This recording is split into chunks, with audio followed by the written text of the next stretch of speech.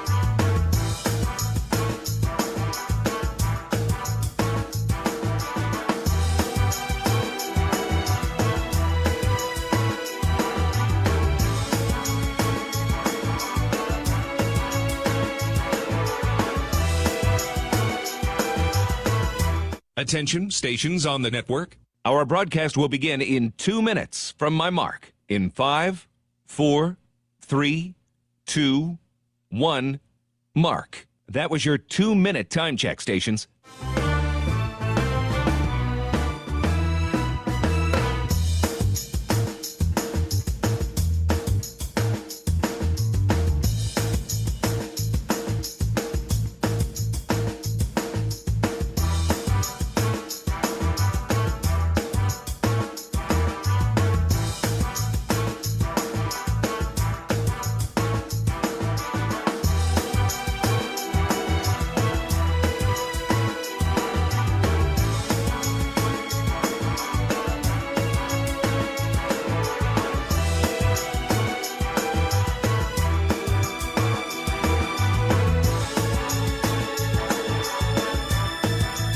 Attention, stations on the network. Our broadcast will begin in 1 minute from my mark. In 5, 4, 3, 2, 1, mark. That was your 1-minute time check, stations.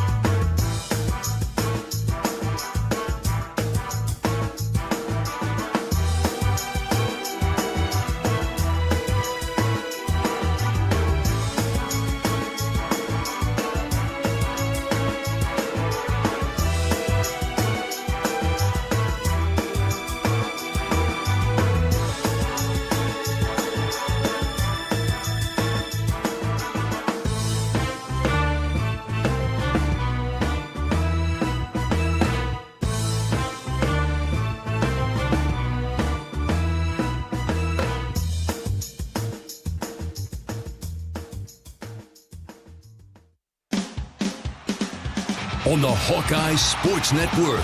From Learfield, Hawkeye Baseball is on the air. Hawkeye Baseball is brought to you by Hy-Vee. Score big savings with the new Hy-Vee Perks membership. University of Iowa Healthcare. Changing medicine, changing lives. Oak Knoll Retirement Community. Homewood Suites and Home 2.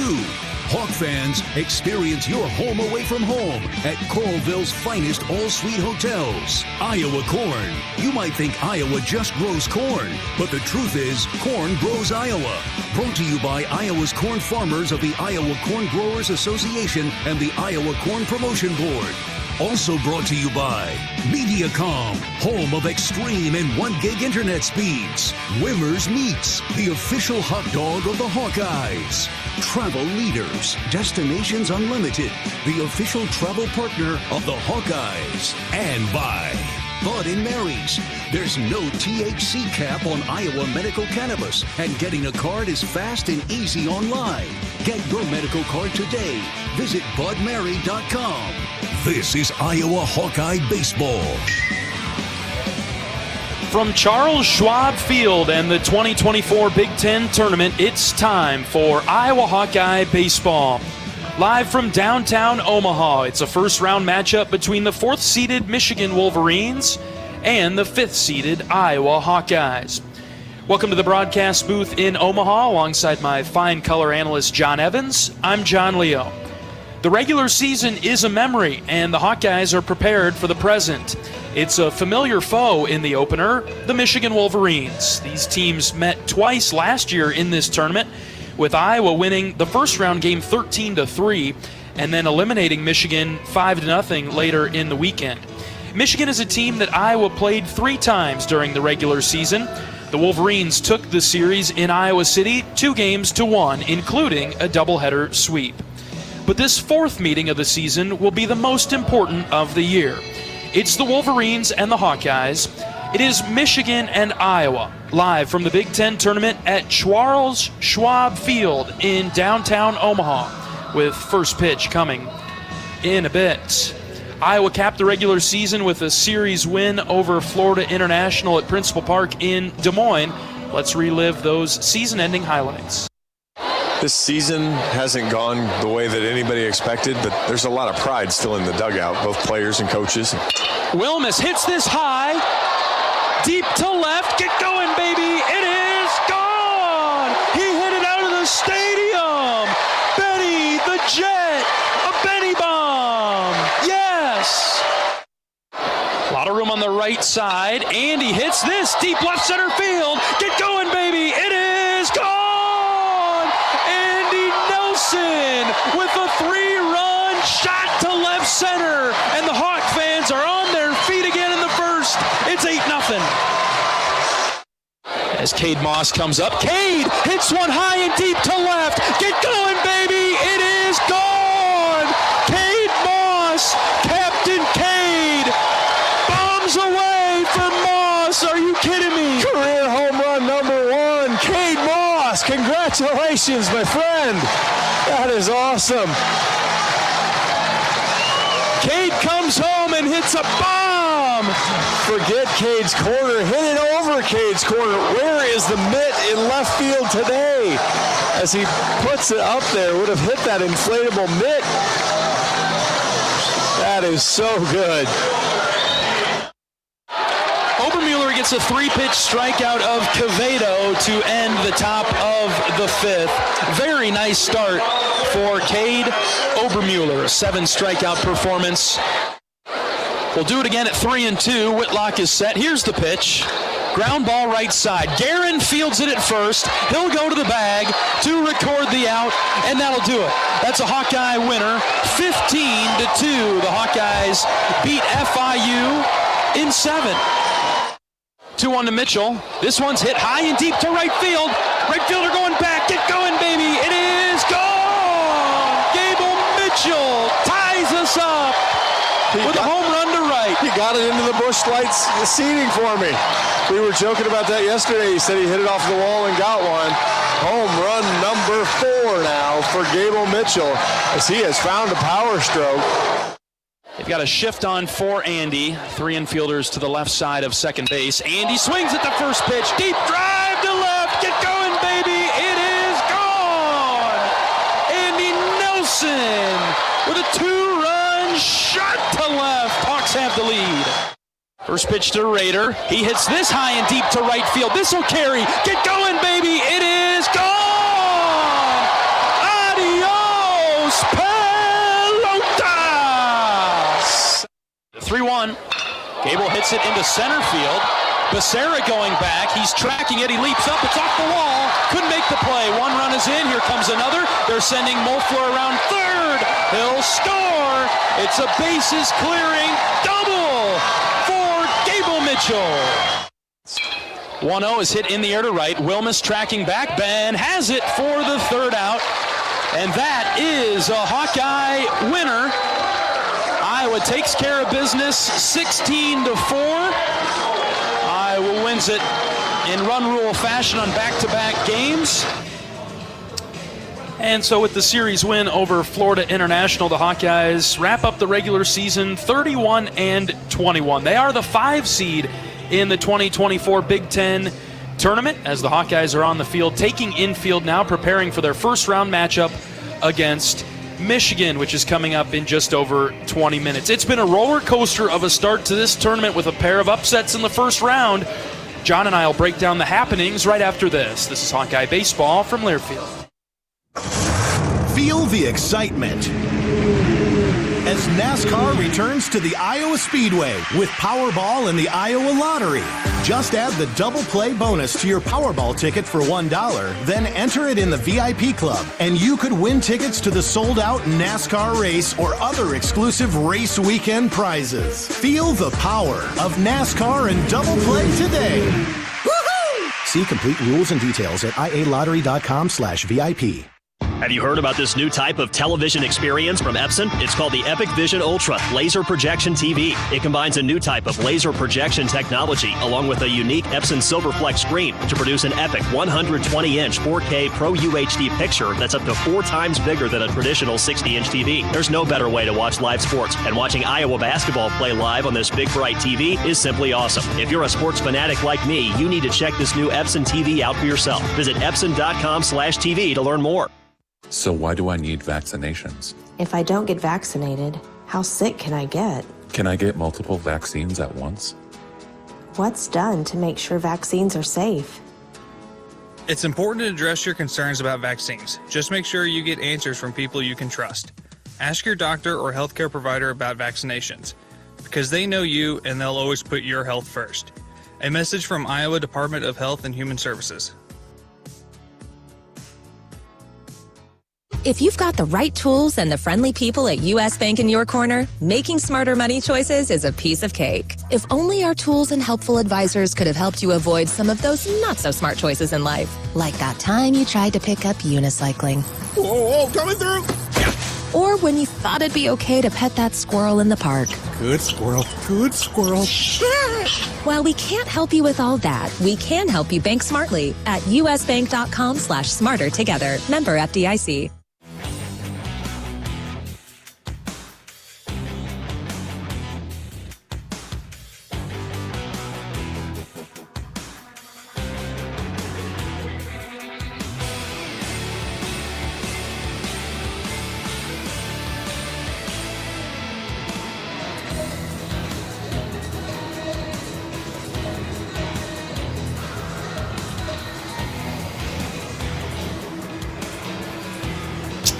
John Evans and John Leo in the broadcast booth at Charles Schwab Field preparing for Iowa's first round matchup against the Michigan Wolverines. The Hawkeyes 31-21, Michigan 30-26. The Wolverines and the Hawkeyes tied in the Big Ten standings this year, but Michigan won the regular season series 2-1 in Iowa City, and so they win the tiebreaker. Michigan is the 4 seed. Iowa is the 5 seed. These two teams met last year in Omaha. The Hawkeyes were the 3 seed. Michigan was the 6.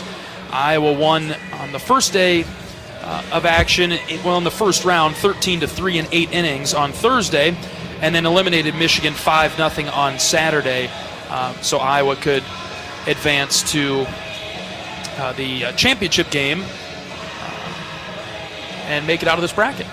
Yeah, I think it was Tuesday, Thursday. Iowa opened the tournament last year on Tuesday against Michigan. Okay. Either way, Iowa wins the opener. Beats Michigan twice last year. You definitely did that. That's the only important part of that statement is beat Iowa or beat Michigan twice last year. You're right. Yeah, Tuesday. Yes, you're right.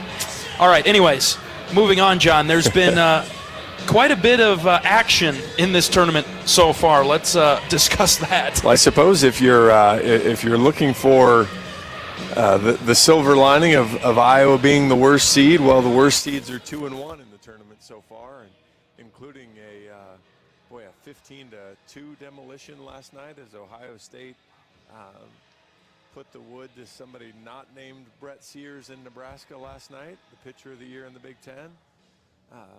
And then, we got here to the ballpark and witnessed Penn State take down Illinois, and the really good pitcher, he's not the first team pitcher, but boy, does a good job, and it got to him with Illinois, and next thing you knew, Penn State had a lead and kind of held on and carried it through there and just got it done. So a couple of good wins there, and then I guess the other game was Indiana sprinted out away from Purdue in the first game of the tournament. It looked like they were going to coast, brought in their closer in a non-closer situation, and next thing you know, it was the ninth inning, and Purdue had the tying run at the plate, but rally fell a little short, and they lost 8-6. So Indiana's a winner. They'll play tomorrow. They'll play Ohio State tomorrow night. Nebraska will play Purdue after us, and we'll play either Penn State tomorrow night in the winner's bracket, or Illinois in the winner go home game. How this tournament is broken up, there's two brackets, and you kind of sort yourself out. There's one team that gets through on one bracket, one team that gets through on the other. And so Penn State awaits the winner of this game, Michigan and Iowa. Illinois awaits the loser. And so as Iowa gets to the ballpark today, you see the top seed get knocked off and think, okay, there's an opening. Now Iowa has to take care of business today against Michigan. Yeah, you don't want to see Illinois in an elimination game tomorrow. No, you need to take care of business and get your stuff done. And yeah, that's the Big Ten tournament. People think of it as a double elimination tournament, but that's not really right. Your side of the bracket is a double elimination tournament, and then that's your four teams play double elimination to get to the championship game, and then that's winner take all. But yeah, you probably I suppose if you wanted to draw the equivalent to wrestling and the pigtail rounds or the wrestleback rounds, when that guy gets upset, it's great when you see it, but then when you get upset and meet him in the consolation rounds, you're probably not quite as excited about it. And so, you control what you can control if you're Iowa, and that's Brody Breck coming out and having a great start, and then maybe take advantage of some of that break. So now you almost think, okay, which team can handle the opportunity, the pressure a little bit more in this game, Iowa or Michigan, seeing that Illinois got knocked off? Yeah, I don't know that either one of them are going to care when they get out on the field that Illinois did anything. So, I mean, they've probably talked about it amongst themselves. They probably know what's happened. Well, I know they know what's happened, but when they start playing, nobody's going to care. Nobody, hey, I don't want to lose because I don't want to face Illinois. I don't want to lose because I don't want to lose. Right. And that's kind of been the story of the Big Ten this year, hasn't it? Everybody is pretty even, with the major upsets you see at the tournament. That's certainly being proven so far, with 7-seeded Ohio State beating the 2nd-seed Nebraska yesterday, and earlier today, 8-seed Penn State beating the top seed Illinois. Yeah, I mean, obviously Illinois was 2 games clear of the conference, so maybe you felt like they were, I guess you call it, clearly the best team, and I guess through the course of 24 games, they certainly were. But I guess of all the teams that we've seen, there hasn't been anybody that I thought, oh boy, can't beat them, can't beat them. And so it just kind of feels like, I'm sure everybody thinks that about the teams they've played. Everybody kind of looks, they look similar. And when they show up, man, that team's scary. That team's scary. But then they have these moments of, and it's why the Big Ten might end up struggling to get 2 teams in the tournament, is in the NCAA tournament is because all of a sudden everybody's RPI is in the 40 to 100 range, but most of them are kind of crunched in that 60 to 100 range, and so they're all good teams, but there's no great teams. Looking like there might be a bid stealer out of this tournament this year with those top 2 seeds that probably thought they were going to be okay getting in no matter what. Kind of on the edge now after losing their first games. Yeah, Illinois and Nebraska probably felt comfortable, but Illinois just with the loss probably falls to the mid-40s in RPI. So, that could get a little hairy. Nebraska turned out okay.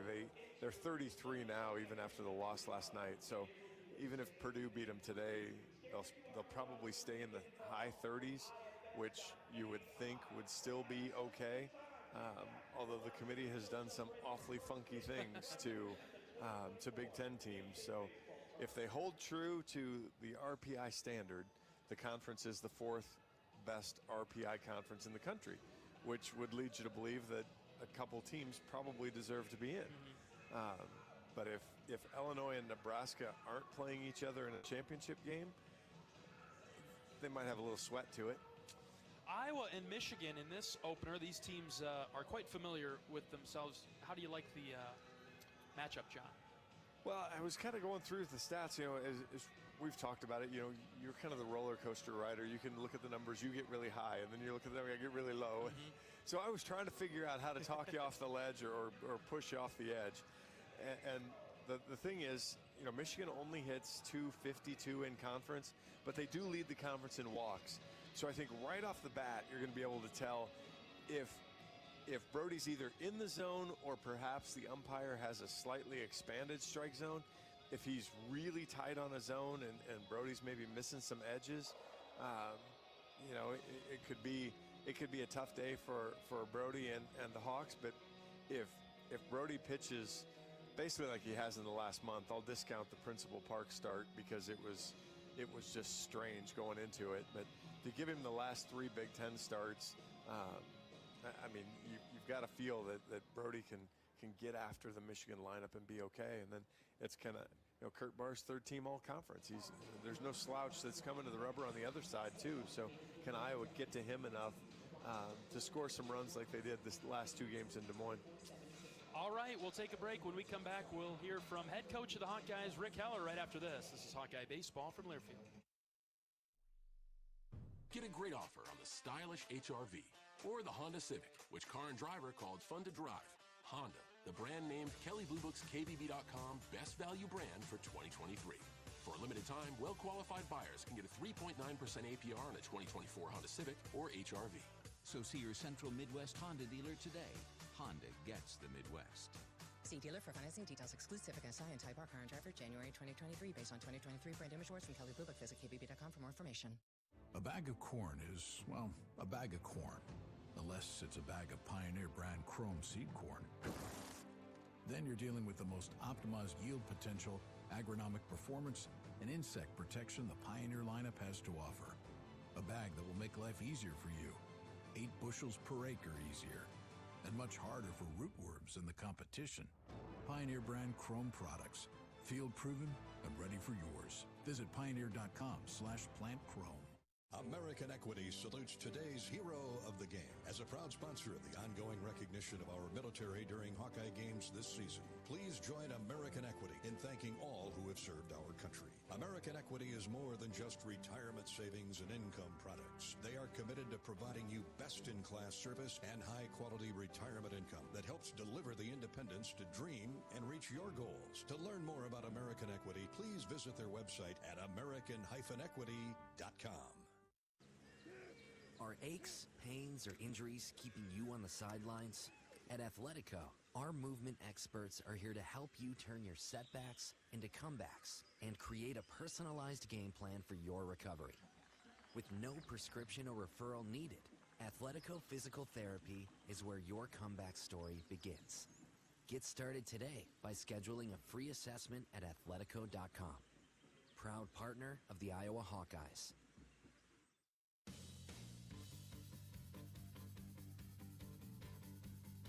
Welcome back to pregame coverage of Iowa Hawkeye baseball. Today, the opening round of the Big Ten tournament taking on the Michigan Wolverines. We're joined by head coach of the Hawkeyes, Rick Heller. Coach, it'll be a familiar opponent over here, both in the tournament and already through this season, taking on Michigan. Yeah, definitely. And the Wolverines have played well since they left Iowa City, and they got 2 or 3 from us, and swept us on a doubleheader day with some tight ball games and some weather issues. It was, one of those days where you felt like, had it been different, the score would have been different, but it wasn't. And then, they fought hard the rest of the year and have played great defense. They've really kind of solidified their pitching staff. And Barr, who will start against us today, came in out of the bullpen and threw 4 or 5 innings in the extra inning game that we won, and pitched really well. And he was inserted into their lineup, or into the starting rotation after that, and he's really pitched well for him. He's a guy that we're familiar with, but he's a unique right-hander. He's not the high velo guy that you might expect from the Wolverines on a Friday night. But, good fastball, and it's got some ride to it. He's got that old-school Bert Blyleven 12-6 curveball. And, it's going to be one of those days, John, where we've talked, how many times this season that it's going to be a lot about our discipline. And that ball that comes out looking good, looking like a strike, is probably going to be at the bottom of the zone or out of the zone, and we're going to have to be disciplined enough to give him that bottom pitch, that edge pitch on the bottom, and get on the one that is going to be kind of in the midsection when it comes across the plate. And if we don't do that, it could be a long day. And then what he'll do is he'll throw it a lot. Maybe 60% of the time. Even and that was the last time he faced us. It could be even greater. It wouldn't surprise me, which kind of makes the 90-mile-an-hour fastball look a lot faster when it comes. And then with 2 strikes, he's gonna try to throw that fastball up in the zone so it mirrors the breaking ball for the release. And that's what we're going to see on the mound. And then, the goal would be to score some runs early. Get on him early. Hopefully we can come out and do something like we did against FIU on the last 2 games of that series, because what they'll do is they'll go to dinner, and he's been kind of the all-around closer of the year, not the traditional, stopper 1 out, or 3 outs, 1 inning, maybe 2 guy. Whenever they need him, they're going to go to him and they're going to ride him like a starter. And he's won a lot of games for him, and he's saved some games for him, and he's kind of their go-to, and he's a lefty. And so we want to, hopefully we can come out and be dialed in and put some runs on the board for Brody early, and that really puts them in a tough spot with whether they want to use Denner or not. Yeah. There's something about Brody, as you mentioned, he'll get the start, but when he goes out on the mound and has a clean first inning or 2, the confidence is there. The whole team seems to rally behind that. Definitely, and that's what we lacked a good portion of this season, is that you and I talked about it multiple times the first month and a half to 2 months, is that when you don't know what you're going to get from a position player, it's difficult. The worst thing that it can be is no hitter for 4 innings, and then you're out in the 5th with 4 or 5 walks, or one game you're going 7 innings, and then the next inning you're going 3 and you're out. Those it's tough to win for those guys, but once you establish that you're going to be consistent and everybody kind of knows what you're going to do, the position players will rally behind that. It's like, okay, we have to get 4 today, and we'll get 4. Yeah. But whether some days if it's we got to get 4 or we got to get 14, then it makes it a little harder. Sure. Yeah. Coach, as the Hawks prepare for this Big Ten tournament, you've been here a lot. You've gotten the team here, the program here a lot in your career here with the Hawkeyes. Mm-hmm. Just what are some of your experiences? What's your approach to I don't want to say motivate, because they should be motivated, but to inspire the team? What's your messaging to the team coming into the conference tournament? Well, I think it's less about that, John, because like you said, if you're not motivated to play today in first round of the Big Ten tournament, on national TV and, in front of a bunch of Hawk fans that are going to drive over, then it's time probably for that season to be over. So the motivation isn't the issue.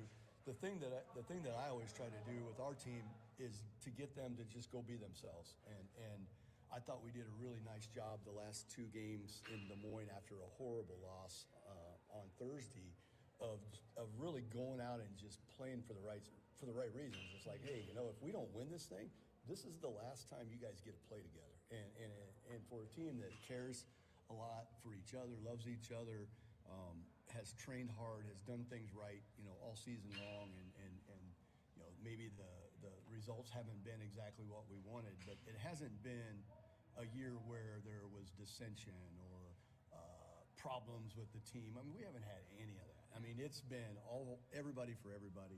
I think we had some times when guys tried to do too much, when guys maybe got caught up with things they had no control over with the draft or with the other things, graduation, other things that go on in a college player's life. But I just had a weird feeling Friday and Saturday that they said, heck with it. We're just going to play for each other because we don't want this to end. We want to keep playing together. And I'm realistic. That. We either do it or it's over. Right. I mean, there's no beating around the bush. I mean, we know what we have to do. Let's go out with no fear of failure. Fight to the death, so to speak. Whatever you got to do to get it done. Nobody is going to let down. Just fight. Just keep fighting. Fight. Regardless of what score, don't watch the scoreboard. Just play the game every inning like it's supposed to be played. And if everybody gets that done, and everybody is responsible for their confidence, which we talk about a lot, they're responsible for the confidence. We're going to do our best to try to help them. But if I could bring confidence to people like magic, I wouldn't be here. I would have enough money to build our new stadium.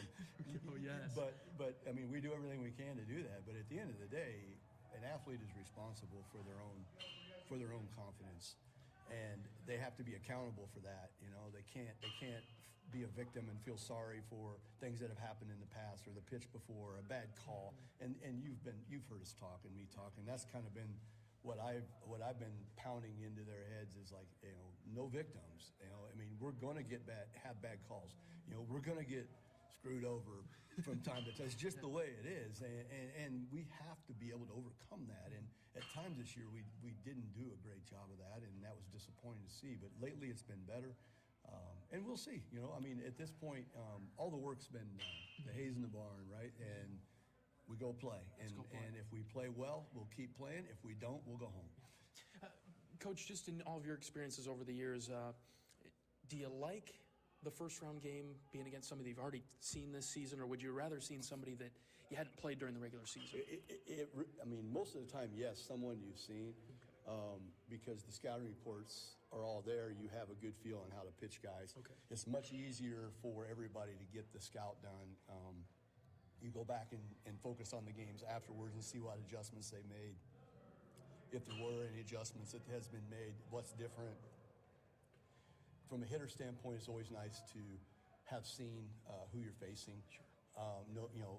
You can watch it on the video and you can talk about it in the scouting report, but until you're actually out there, it's not the same. So that I think is good. But on the other hand, if it's the wrong team, like there's always teams that are going to be bad matchups for you. And if it's a bad matchup team and you know that, you have to play like perfect and just how the matchup sits, like for example, I would not have wanted to draw Ohio State the first round just because they can run 9 lefties in the lineup. Yeah. They just match up their matchup situation with the athletes they have, and now that Cade Moss is catching, that would stop a lot of the running that they did against us when Cade wasn't catching. But you know what I mean. I mean, certain teams you want to avoid, as the tournament goes on, it becomes less important. But in these first-round games, second-round games, when you're facing the best arms, it does matter. Do you feel that this is a good matchup for your team today, Coach? I feel like it's a tough matchup, but I do feel like it's as good a matchup as we could ask for. And I think how those games were lost to Michigan after a walk-off win on Friday in extra innings. You know, when you and I talked, I remember the next day that I thought that was maybe the thing that was going to get us going, and then a brutal day, you know, a lot of uncontrollables that went against us. I just think that left a bad taste in our guys' mouth, and I know it did mine. I've thought about it numerous times because, you know, those games go the other way. We would have been really close to winning the league, you know, and giving us a chance to win the league. But, you know, we get a second shot. But like I said, the Wolverines have steadily improved the entire season. They play, as we talked back then, they played a really tough schedule.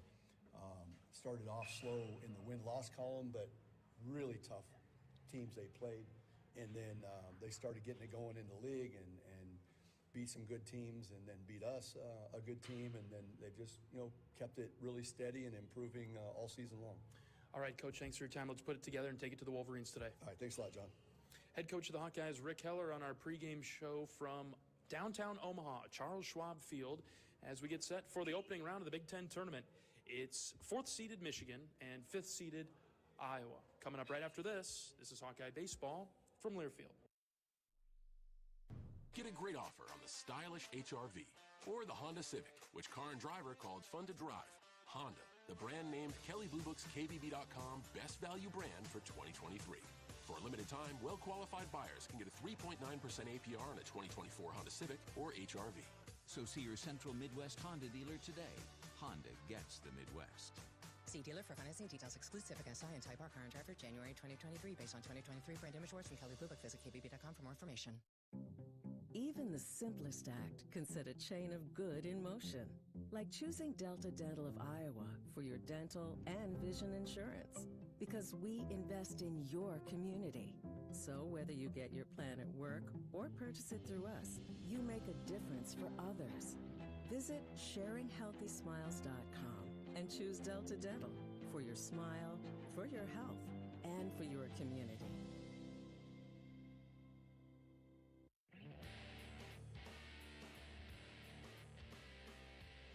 First pitch of Michigan and Iowa coming up right after this. This is Hawkeye Baseball from Learfield.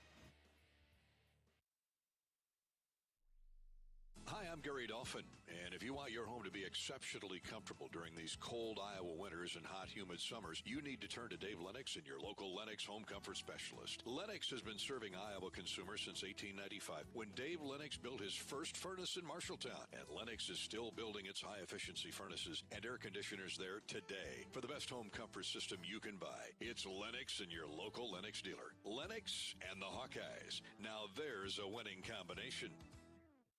Welcome back to the Nitrogen Stabilizers Draft. Optonite technology, first pick, just like the last 46 years. That's what we love about this sport. We just don't know. We know. It keeps nitrogen in the corn's root zone for 8 weeks. Compare with 2 weeks for others. With the first pick, farmers select Optonite technology from Corteva Agriscience. That's it. I'm going for pretzel. The pick is in. Optonite technology from Corteva Agriscience with Inserve and Instinct Next-Gen Nitrogen Stabilizers.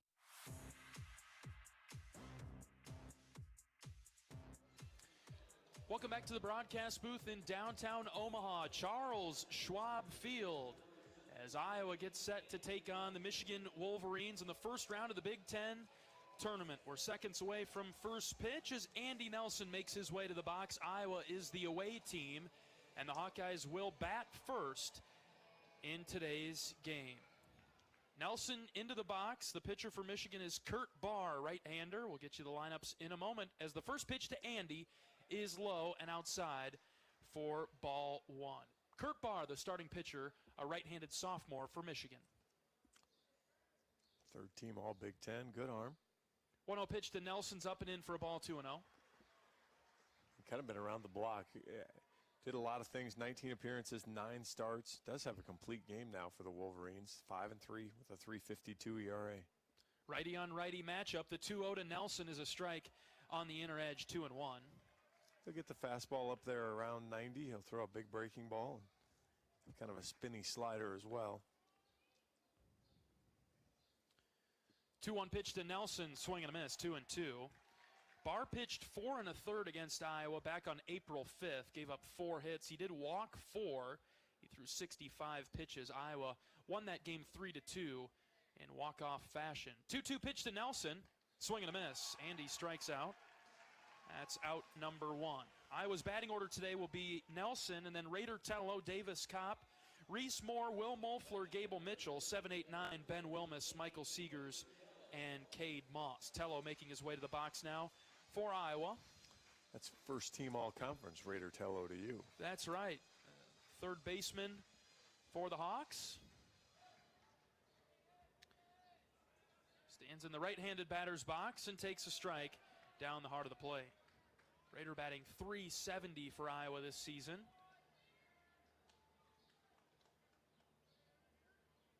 Nothing in 1 is the count. Raider takes a breaking ball, strike 2. No balls, 2 strikes.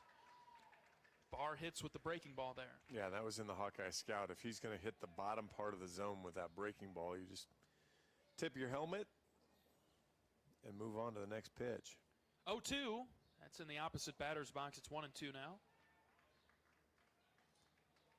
So again, it's kind of that big loopy curveball, so you'll see it drop from head high and get into the strike zone. If it starts at your waist or so, it's probably going to fall out of the bottom of the zone. Barr out of the windup. The 1-2 pitch. Raider went around. Couldn't hold up. Back-to-back strikeouts for the Hawkeyes in the first. Winner of this game gets Penn State tomorrow night. The loser drops down and gets top-seeded Illinois. 2 outs for Davis Kopp. Bright and early in the morning. So. Yeah. Barr looks good for Michigan so far. 2 strikeouts. Yeah, not really a high strikeout guy. 50 strikeouts in 79. Actually, 80 innings on the dot. Now he has 52 strikeouts. So. First pitch to Kopp is an off-speed that's in there for a strike. Iowa made it to the championship game last year. This tournament lost to Maryland.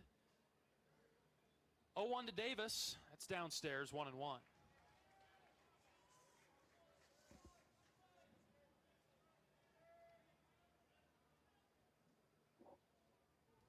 Barr out of the windup, the 1-1 pitch.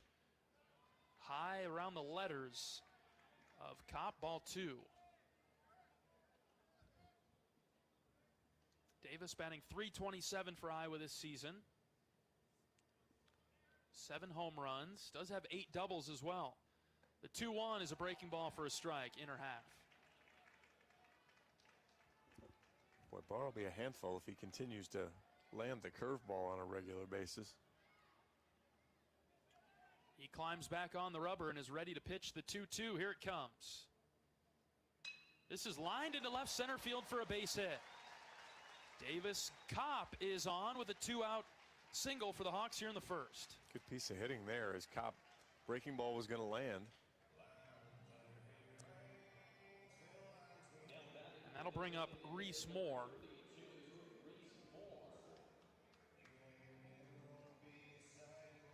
Moore, the DH for Iowa today, as he has been for most of the season. Left-handed hitter, a lot of power in Reese's bat. So a 2-out single puts Kopp on first base. Barr will go from the stretch. First pitch to Reese. Hits it in the air left side. That'll be foul and find the seats above the Michigan dugout. No balls and a strike. Unlike most of the parks we've been in, there is a ton of foul ground here, so you can certainly make some foul outs in this ballpark. Moore back in the box. No balls and a strike on him. Here's the pitch. He hits this in the air to left center field. Garcia is camped underneath it. He'll make the catch for the 3rd out. Before we go to break, let's pause 10 seconds for station identification. This is Iowa Hawkeye Baseball.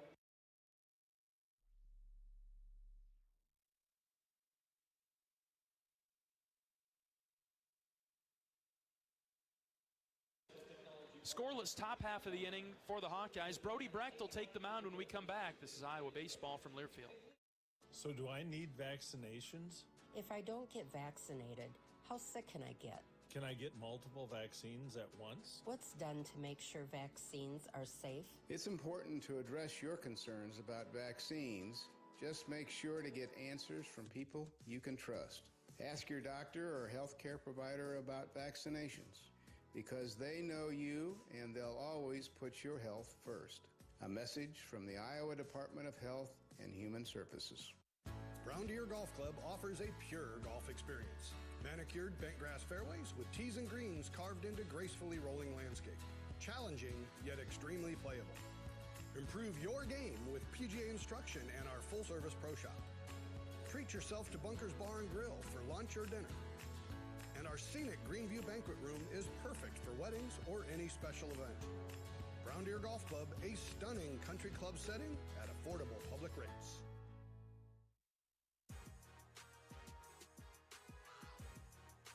The Big Ten Tournament on the Hawkeye Radio Network is presented by Your Life Iowa. Baseball fans, Your Life Iowa thanks you for joining us to cheer on our Iowa Hawkeyes.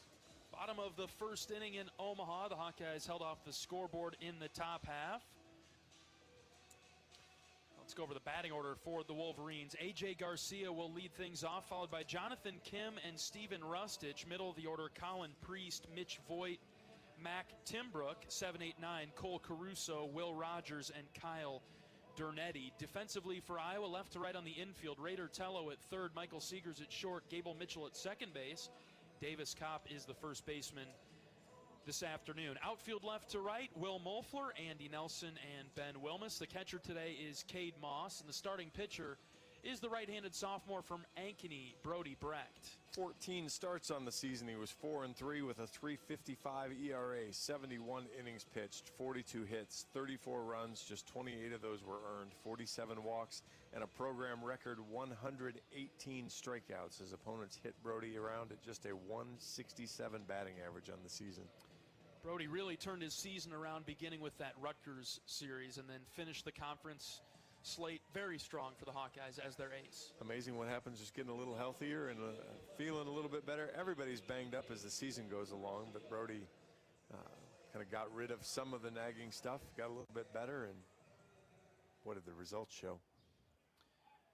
A.J. Garcia is in the left-handed batter's box for Michigan in the bottom of the first. Brody on the mound, and from the windup, Brecht kicks and fires. That is strike one. Inner half. Brody pitched 5 2/3 in the April 6th matchup with Michigan. Gave up 6 hits, 5 earned. He did strike out 11. Walked 2 batters in that contest. Hawkeyes lost 10-6. 0-1 is hit on the ground right side. Mitchell tracking it down. The second baseman underhand flip to Davis Kopp for out number 1. 96-mile-an-hour fastball on the inside part of the plate, 97-mile-an-hour fastball on the outside part of the plate right at the knees. Great start for Brody Brecht. The Hawkeyes are cleaning things up on the pitching side of things, and defensively the ERA as a staff is under 6 now at 5.94. Teams are hitting .238 against Iowa. Jonathan Kim steps up. He's the starting center fielder for Michigan this afternoon. Another left-handed hitter for Brody to face. The first pitch from Brecht is chopped foul. Actually went back to Brody, but off the foot of Kim. The Hawkeyes, as a staff, average 11 strikeouts per 9 innings, which is 7th in the NCAA. And Brody has a lot to do with that. Well, I think he's, 5th or 6th in the country in strikeouts per 9 innings, or something to that effect. He's been really good. No balls and a strike on Kim. Brody gets the sign that he likes, brings his glove to his face, and now deals outside 1-1. We didn't see Kim in the series in Iowa City. No, had been battling an injury and come back and performed nicely. 274 hitter. Count even at 1. Here's the pitch from Brody. This is grounded foul down the first base line in front of the Iowa dugout. 1 ball and 2 strikes now. Those were the first 2 sliders from Brody. The first one missed wide. That one got back right at the knees of Kim. Get back ahead in the count here. 31 strikeouts in 117 at-bats. We'll see if Brody can get him. Brecht has the sign. Takes a deep breath. The wind and the pitch. Lined foul. Look out over there, left side. Halfway up the grandstand. It's 1-2.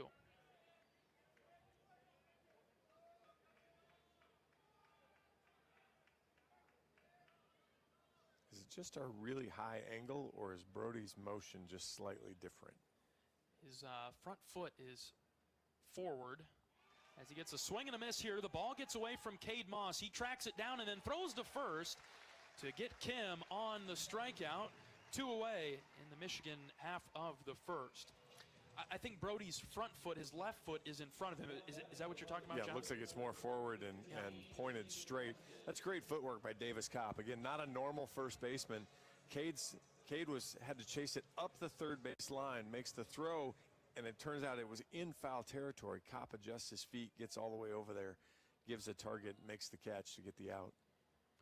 Steven Rustich comes up with nobody on and 2 away. A big swing and a miss by Rustich. Iowa wearing their black tops today with Iowa spelled out in gold block lettering across the chest with the gold numbers on the left hip. Gray baseball pants for Iowa. The Hawkeyes are wearing their camo hats today, something they've done the last half of the season. They've mixed in the camo hats as Brecht missed just low and outside there. On the front of it is a black block eye with gold trim. Michigan in all white uniforms. Michigan spelled out in cursive at an angle in blue across the chest. They've got their blue caps in the field with the recognizable block M on the front panel. Rustich fouls off the 1-1 pitch, and Brody in the driver's seat now, 1 ball and 2 strikes. Brody heating up. That was 98.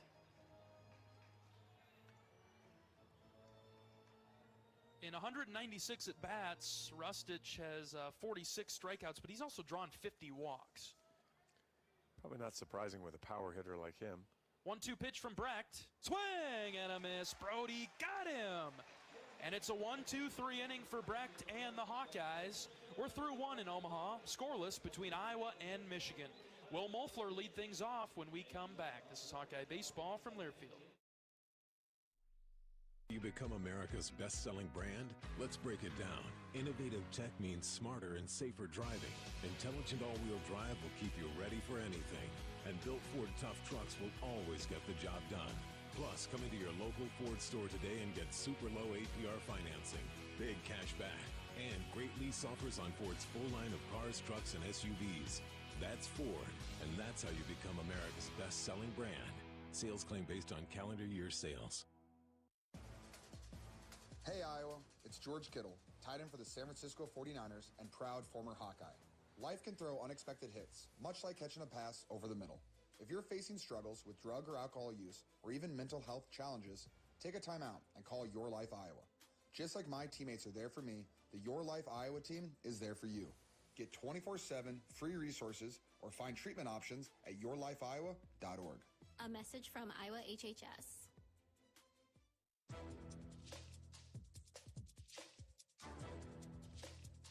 This copyrighted broadcast is an exclusive presentation of Learfield under the broadcasting rights granted by the University of Iowa. Reuse of this presentation is prohibited without the expressed written consent of the university and Learfield. Announcers are provided by Learfield and approved by the university. Welcome back to Hawkeye Baseball. Are you or someone you know in crisis or having suicidal thoughts? Call the 988 Suicide and Crisis Lifeline for 24/7 free and confidential support. There is hope. Call or chat 988. A message from Iowa HHS. Here comes Will Moeffler. He leads off Iowa's second inning. Starting in left field for the black and gold today. Kurt Barr pitching for Michigan deals a strike. Moeffler, an even 300 hitter this season, takes a fastball low and out. 1-1. We're scoreless in the second in this 4-5 matchup. Michigan, the better seed, number 4. They're the home team today. 1-1 to Moeffler's hit on the ground left side. Backhand stop by Dernetti. Long throw from the hole is in time to get Moeffler. Really nice play there. Ton of range there to go get that one. Planted that back foot. Threw a strike over to first base for the out. That brings up Gable Mitchell, Iowa's switch-hitting second baseman. He'll go from the left side against the right-handed Barr. Michigan predicting possibly some short game from Iowa here as their third baseman Caruso in on the grass. First pitch to Gable is a breaking ball for a strike. Outfield shallow against Mitchell, especially in center. It's hard to have the ball carry there. Gable sends a chopper to second base. Tim Brook has it. He'll throw it to first base, 2 away. Center field is a wasteland here. I mean, if you hit a ball there, you better pound it. We've seen a couple home runs, I guess, since we've been here. Earlier today, there was one that was hit out to right center, but 375 in those gaps in right center and left center, 335 down the lines at Charles Schwab Field, 408 straightaway center. Yeah, pretty much anything from 375 to the foul poles, you've got a chance. If you get too much toward the middle of the 375s. Wilmus lays a bunt down the third base side, sprinting towards first. The throw is not in time as Wilmus beats it out. Great bunt there. We'll see if Michigan wants to challenge it. Looked tight. Very close play. I don't think anybody knows for sure, though. They see the palms up in the air of the Michigan coaches asking, and all his Mitch Voigt's giving them is, I don't know either. I think that's your answer, isn't it? If you're the Michigan staff? Yeah, if you don't know, you don't challenge, but we're gonna challenge anyway. The umpires will come together. Dave Condon is the home plate umpire. Danny Jimenez at first. Tim Winningham out there at second, and Grady Smith at third base. It's a great play by Barr. Goes off, gets it in his bare hand, fires it over, but it looks like Wilmus beats it. So the umpires will review it. And I remember this from last year, John. They go into the third base dugout side and they go all the way to the back, so it's a long trek to get to the monitor here. Yeah, it's a bit of a hike. So getting another look at it on the monitor, it's about as close as you can get. I don't know how they could overturn it. Yeah, I think he's safe, or at least tie goes to the runners. It looks like his toes are down. The club's not closed on it. So just a reminder, each team gets 2 challenges. If you're correct, you keep it. If you're wrong, well, you give it away. It's been our joy to bring you Iowa Hawkeye baseball all season and into the Big Ten tournament here. Russ is listening in Athens, Ohio. Warren is up in the state of Minnesota giving his support for the black and gold today. Appreciate all the Hawkeye fans that are listening this afternoon. And they've come back with the call, and Wilmus is safe at first base. That was pretty quick on that review. Nice job there from Ben. As we were sitting down near the field watching the last couple innings of Illinois-Penn State, we were kind of joking about how with all the rain that came in, that maybe the grass was a little longer than normal here. Sure. Yep, all natural field here in Omaha. It's one of the advantages of Iowa playing in Des Moines last weekend, that Coach Heller thought that move away from turf here towards the end. Wilmus at first base. Here's Michael Seegers, Iowa's veteran shortstop. He takes a strike right down the heart of the plate. 2 outs in the inning, top of the second. No score between Iowa and Michigan. The Hawks with a couple of hits, but both have come with 2 outs. Michael lines this into left center field. Outfielders coming together. It's down for a base hit. Wilmus around second. He's at third. Mitch Bowes waving in. Here comes Wilmus. He scores, and it's 1-0. Hawks in the second. Seegers, yes. Seegers lines in the gap. I thought there was going to be a play at the plate, but when the 2 outfielders came together, they bobbled it, and I'm not sure. Actually, they just kind of ran into each other. The left fielder ran behind. Center fielder ended up running in front and was surprised by it. And then Kim, by the time he picked it up, it was too late. Seegers was on the move. Wilmus scores all the way from first. No error is going to be charged there. Just give Seegers an RBI double. And the Hawks lead 1-0. 9th double of the season for Seegers. And he stands out there at second base with Cade Moss coming up with 2 outs. 2-out damage for Iowa. Gets the Hawks on the board first. 1-0, top of the second. First pitch to Captain Cade is a fastball low and out, ball 1. Third hit of the game for Iowa.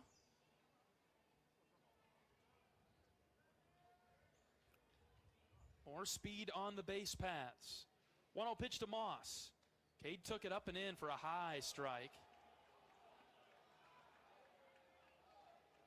Cade, the catcher for the Hawkeyes, so he'll take note of that in terms of the strike zone as he catches Brody Brecht today. Certainly asked some questions there just to make sure. 1-1 to Moss, the right-handed hitter. On the ground is short.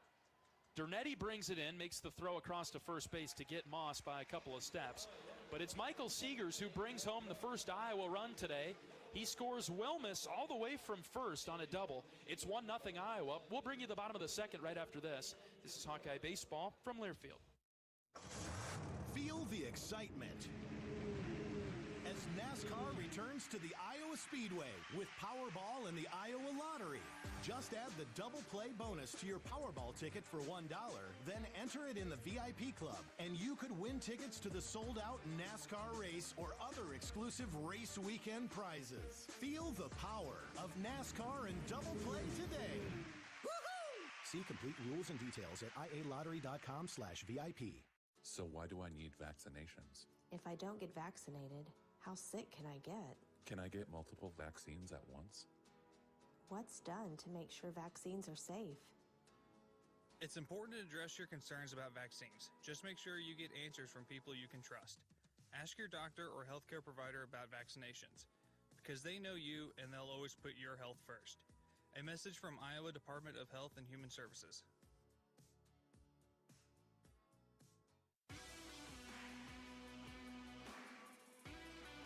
Hawkeye Baseball is brought to you by Riverside Casino and Golf Resort, home of the Draft Day Sports Lounge, a luxury hotel and spa, 5 restaurants, and more, just minutes south of Iowa City. Bottom of the second at Charles Schwab Field, downtown Omaha. 1-0 Iowa as Colin Priest, Mitch Voigt, and Mac Timbrook come up for the Wolverines. That's the middle of their order, 4, 5, and 6. Brody put Michigan down 1-2-3 in order in the first with a couple of strikeouts. A little bit of run support for Brody early on, 1-0 Iowa. Yeah, always nice to get out a little early, let your ace do work now. And saw that last night in the Nebraska-Ohio State game. Then once the floodgates busted open for Ohio State, ended up, I think Beidelshe's only threw 70, 75 pitches or something for Ohio State. So set him up nicely if he needs to come back on Sunday for a championship game. Sure. Ohio State will get Indiana out tomorrow. Brecht, the right-hander, kicks and fires to Colin Priest. Gets a strike call on the outer edge. Priest is a left-handed hitter. He's the DH for the Wolverines, batting .284. There's some power here. Have to watch out. 11 home runs, 9 doubles in 134 at-bats for Priest. No balls and a strike. The pitch from Brecht is on its way home. Outside, and it's 1-1. Showed him slider to start the at-bat, then went kind of to the same place, but showed the fastball instead. But Priest didn't bite at all.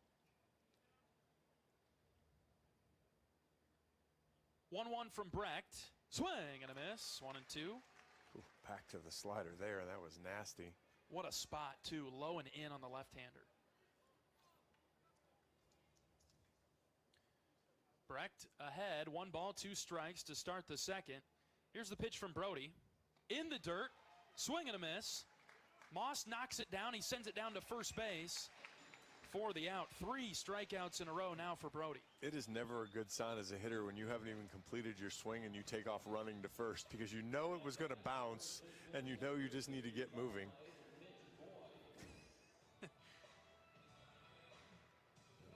Priest is out number 1 in the second.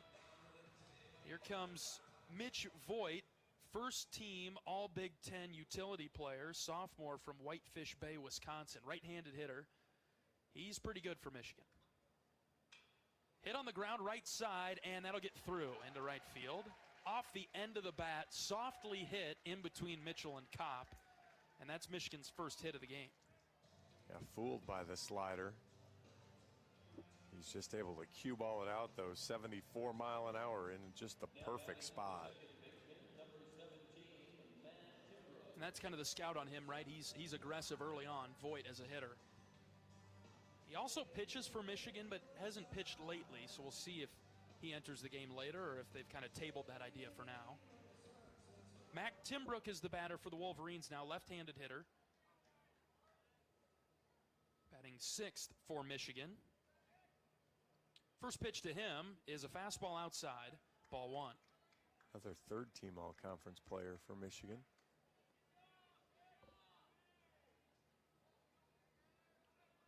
Batting average up above 300. And a really good defender at second base for the Wolverines. One out, runner at first. This is lined into left field. Mulfler coming forward. Will still running. Now he pauses and makes the catch for out number 2, and that's crucial to keep Voigt here at first base. Absolutely. Good fastball there, middle of the plate. Just go ahead and get a quick out if you can do it. Soft contact. Mulfler played perfectly. He's able to run in and make the grab. That brings up the 7-hitter. This is Cole Caruso, right-handed hitter and third baseman for the Wolverines. Junior from Scottsdale, Arizona. First pitch from Brecht, right down the pipe, strike 1. 97, Brody says hi with.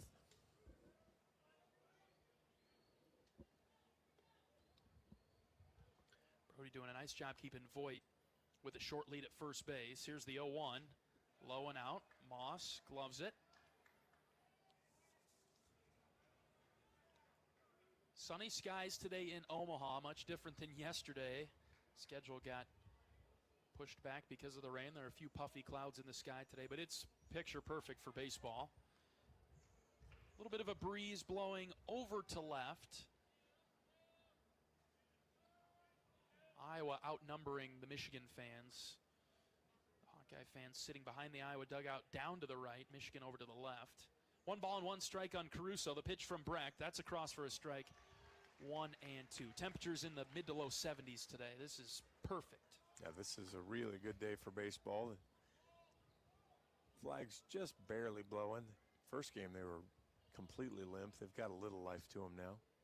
1-2 pitch from Brecht. Swing and a miss. Brecht with another strikeout. Brody's up to 4. And he gives up 1 single, but keeps Michigan off the scoreboard. Iowa leads it 1-0. We'll bring you the third right after this. This is Iowa Baseball on the Hawkeye Radio Network from Learfield. Get a great offer on the stylish HR-V or the Honda Civic, which car and driver called fun to drive. Honda, the brand named Kelley Blue Book's KBB.com Best Value brand for 2023. For a limited time, well-qualified buyers can get a 3.9% APR on a 2024 Honda Civic or HR-V. So see your Central Midwest Honda dealer today. Honda gets the Midwest.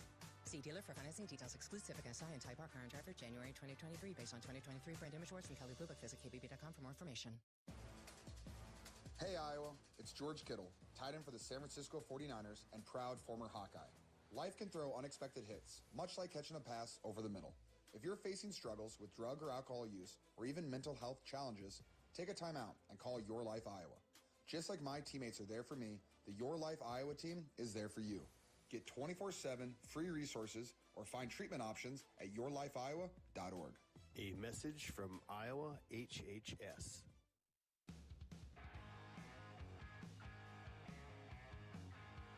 Hawk fans, experience your home away from home at Coralville's finest all-suite hotels. Homewood Suites and Home to Suites by Hilton each offer guests spacious suites, complimentary breakfast, 24-hour fitness center, pool, hot tub, guest laundry, and convenient locations.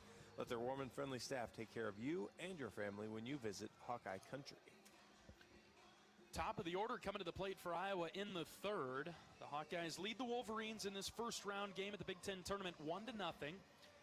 Andy Nelson, Raider Tello, and Davis Kopp will come up for the black and gold to get us started in the third. Nelson and Tello both struck out, so we'll see if they get a better look at Kurt Barr this time around. I think it sounded like runs when you said it that time. Put a little touch on it there, yeah, huh, John? There was something a little extra to it that sounded like runs were to be had. All right, righty on righty matchup as Barr from the windup delivers to Nelson. Andy takes a breaking ball that missed, low and out. Barr at 28 pitches.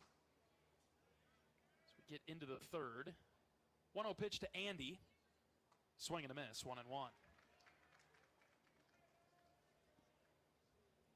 Nelson trying to time up the off speed a bit there. Looked like a changeup. 1 ball and 1 strike. Barr is ready in the middle of the rubber. Here's the pitch. That's strike 2, high outside corner.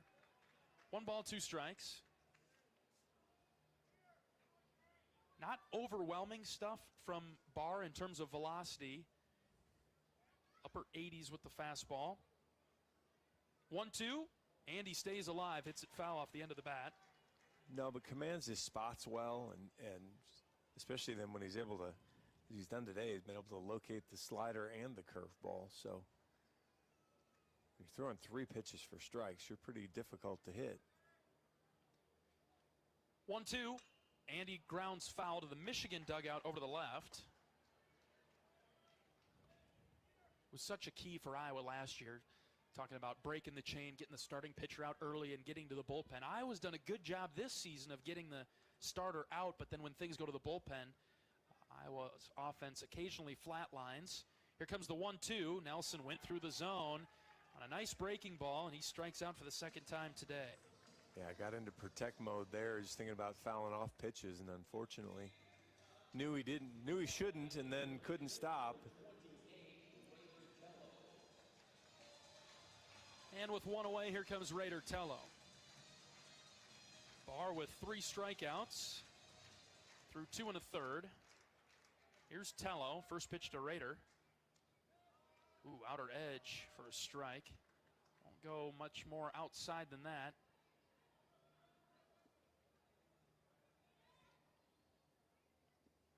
0-1 is downstairs, 1-1.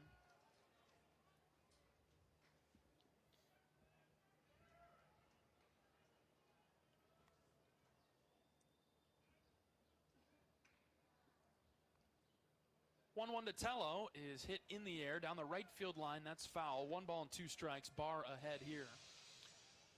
Tello, the team leader in doubles and triples.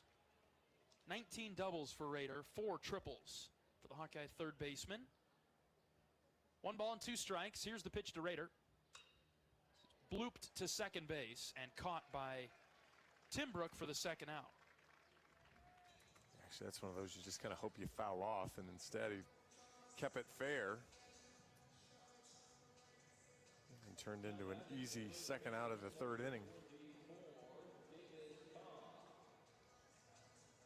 Davis Kopp comes up now for Iowa. Kopp singled his first time up. Iowa leads 1-0 in the 3rd, courtesy of a Michael Seegers RBI double in the last inning. First pitch to Davis. Outside, ball 1.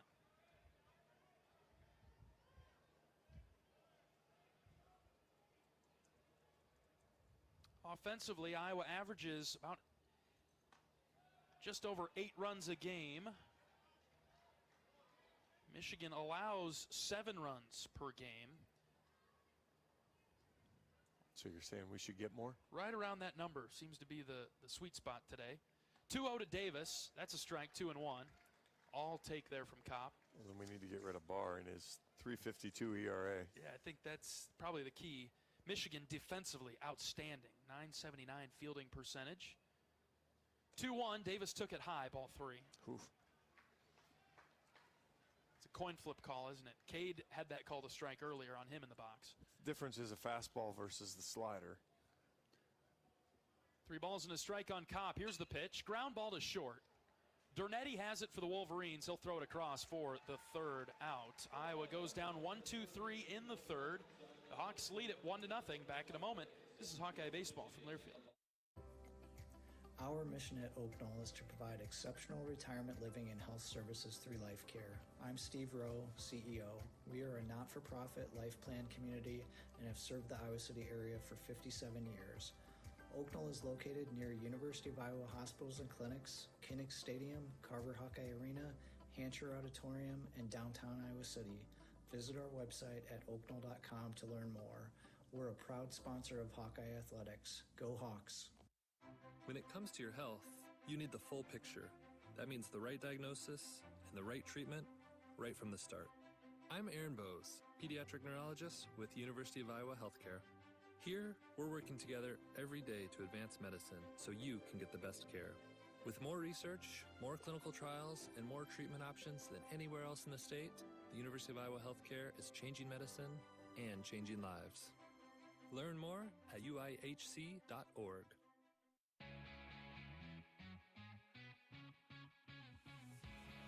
The Big Ten Tournament on the Hawkeye Radio Network is presented by Your Life Iowa. Baseball fans, Your Life Iowa thanks you for joining us to cheer on our Iowa Hawkeyes. Bottom of the third, John Evans and John Leo with you from downtown Omaha, Charles Schwab Field. First round matchup between the Hawkeyes and the Wolverines. Iowa leading 1-0. Brody Brecht out for another inning of work. Winner of this game gets Penn State tomorrow night. That first pitch will be at 6 o'clock. The loser of this game plays Illinois tomorrow morning at 10. I know which one I'd rather be at, John. All right, 8, 9, and 1. Will Rogers, Kyle Dernetti, and A.J. Garcia. I knew a J.J. Garcia. Oh, yeah? Used to work with him. Really? Mm-hmm. Very solid athlete, too. So we'll see Garcia third in this inning for Michigan. Will Rogers, the catcher, right-handed hitter. He's in the box first. Fouls off the first pitch that he sees back to the screen. 0-1. Brody with a good start. 22 pitches through 2 innings for Brecht. So we're going to talk about that right now. Facts only. No balls, 1 strike.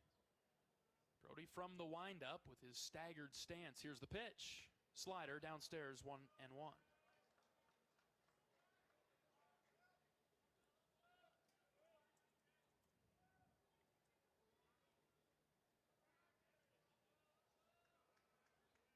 Rogers, a .241 batter for the Wolverines. 1-1 pitch. Swing and a miss. It's 1-2. Another nasty slider from Brecht there. He's really been working it low and away to the right-handed hitters. And then when the left-hander steps in, I guess he's thrown it there too. Same spot, but different placement. Be low and in on a lefty. He gets another chase from Rogers. Moss has to knock it down and send it down to first base. He does so accurately for Brecht's 5th strikeout of the game. Yeah, every strikeout has been swinging, and for both teams actually, but a couple of them for Brody have been well out of the zone, and Michigan's still gone fishing for them, and Cade's had to make the 2-3 put out to get it done. Right, and to this point, Moss has done such a nice job smothering, blocking every ball in the dirt forward, and hasn't really kicked away from him. First pitch in to Kyle Dernetti. He's the 9-hitter for the Wolverines, starting shortstop, fine defender for the Maize and Blue. 1 ball, no strikes. The pitch from Brecht on its way home. Low and out, ball 2.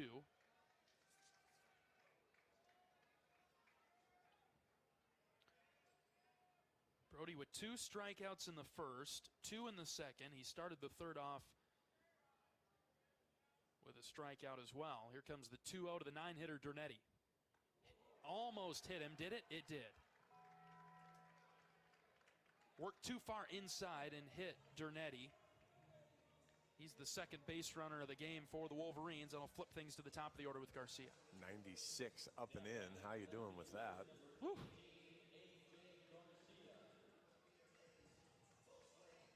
1-0 Iowa, bottom 3, runner at first and 1 out for the Wolverines. Go to the top with Garcia, left-handed hitter. Grounded out to Mitchell in the first inning. Pickoff move to first, and Dernetti is back safely. Mild running threat, 5 for 7 on the year. Pretty decent lead, not quite to the cut of the grass. First pitch to Garcia is a strike, outside corner.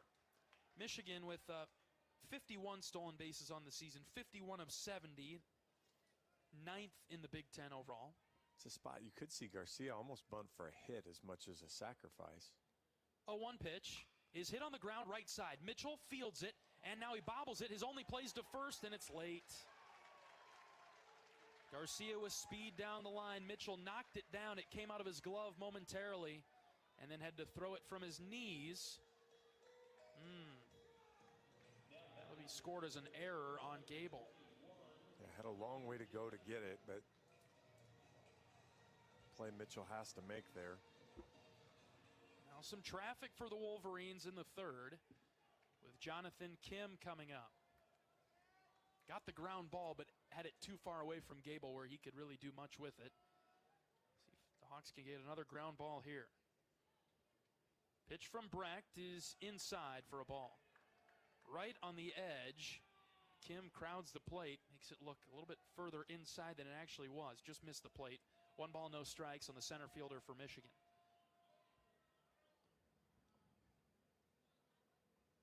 One-0 pitch from Brecht. He spiked that, and Moss backhands it behind the plate. 2 balls, no strikes. All right, this is where Brody's got to help himself here. Got himself into trouble with the hit by pitch, and then outside of his own doing, Cade Moss will go try to reassure here. 2 balls and no strikes on Kim.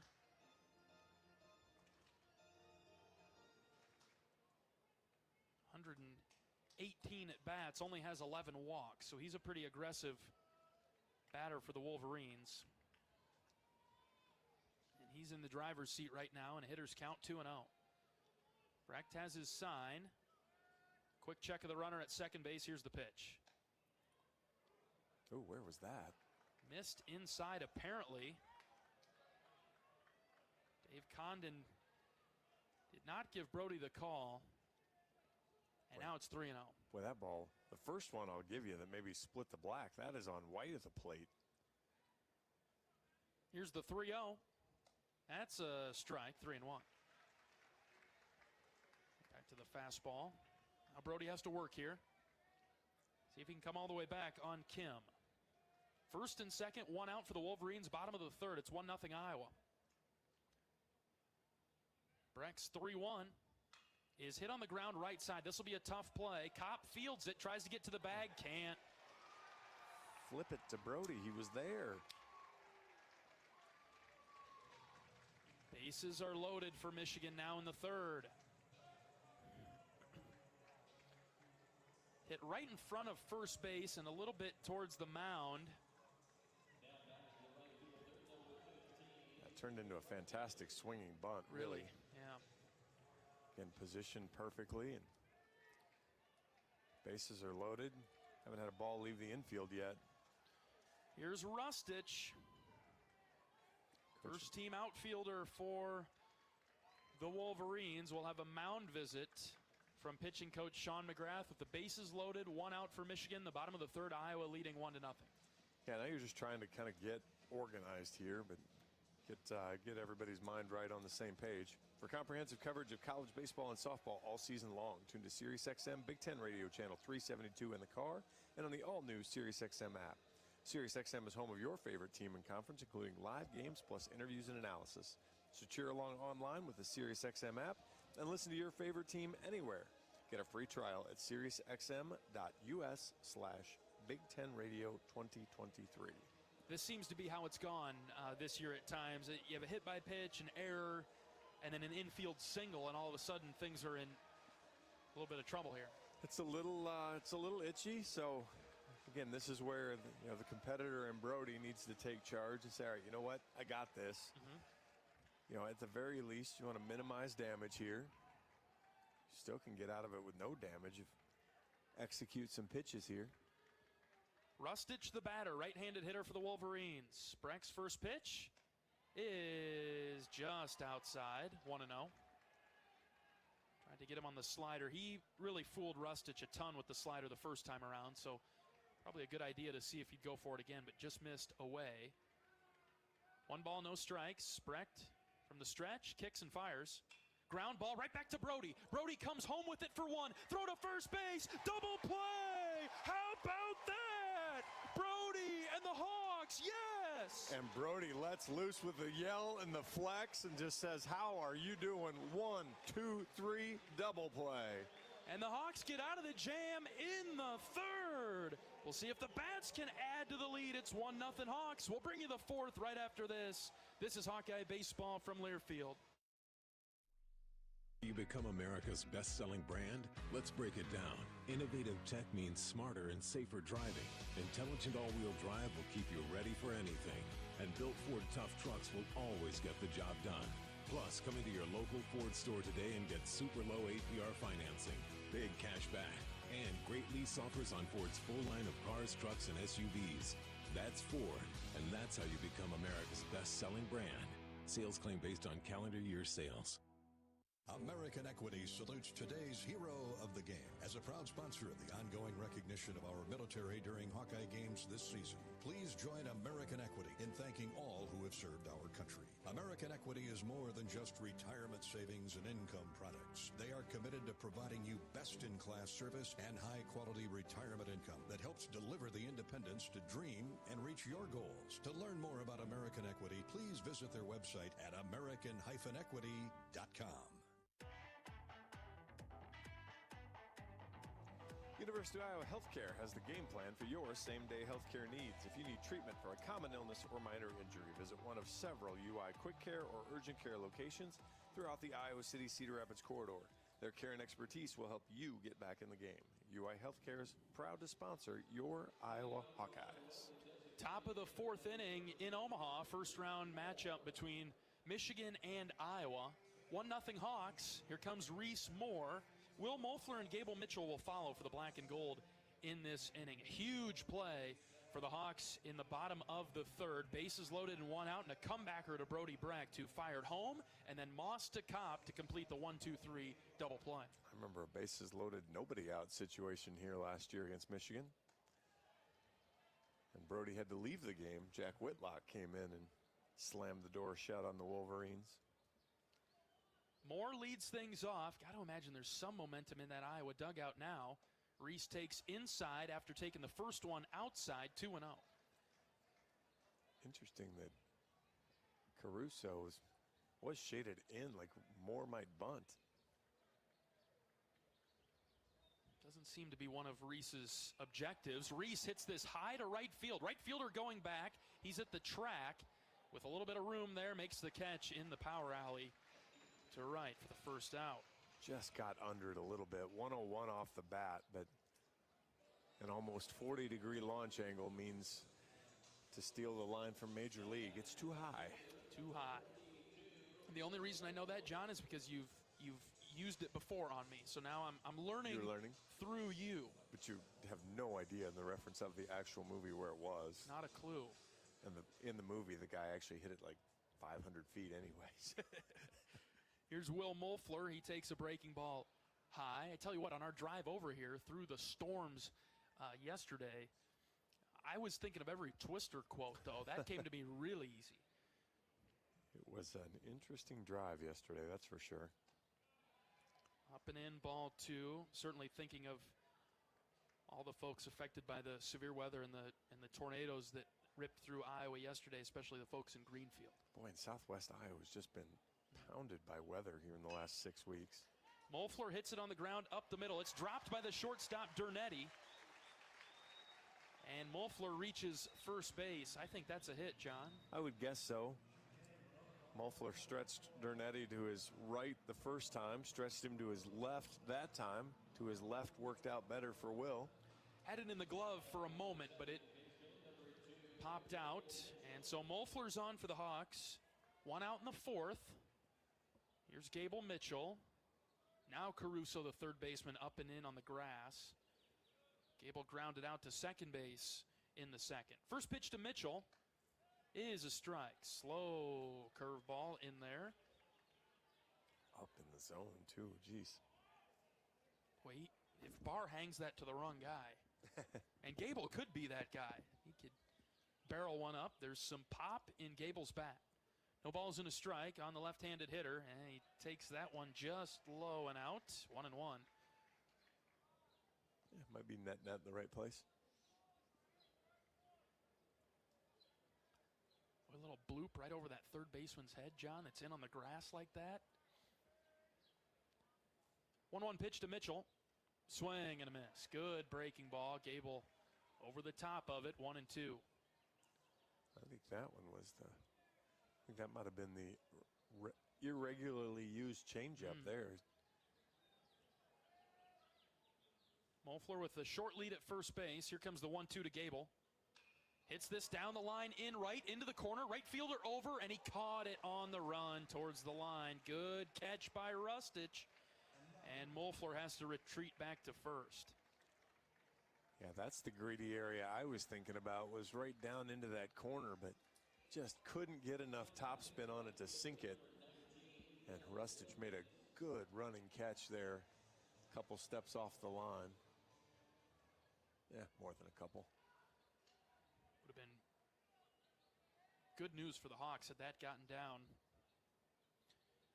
Instead, Rustich makes the catch. 2 outs now for Ben Wilmus. He got things started for Iowa in the second with a single. He would later score. 1-0 Hawks in the fourth. First pitch to Ben is outside. 1 ball, no strikes. Moeffler still at first base. Yeah, and I think we talked about this last year at this tournament.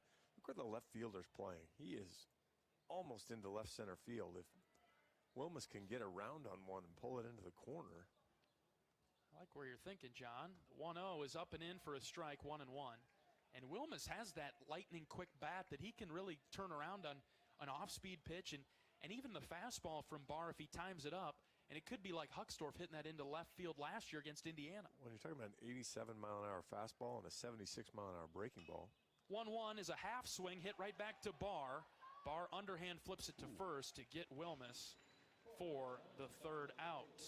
Ben thought about it. Should I swing at it? Should I not? He committed to it and sent it right back to Barr for the third out. Bottom of the fourth coming up. Iowa leads at 1-0. This is Hawkeye Baseball from Learfield.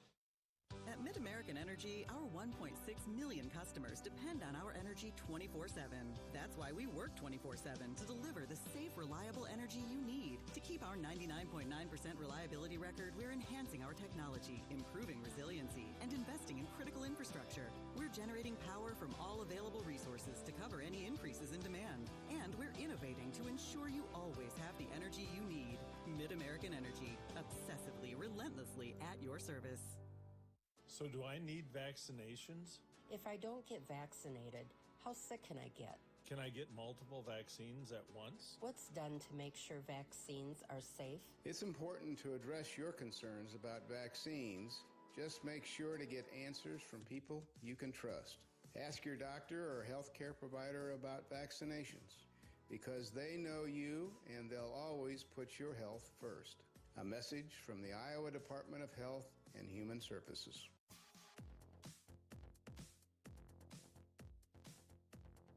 When corn grows fuel, Iowans win. Ethanol is a renewable fuel that's better for our environment, our health, and our wallets. Share your winning moments using hashtag IowансWin, and you could win even more from Iowa corn. Then let's pause 10 seconds for station identification. This is Iowa Hawkeye Baseball from Learfield.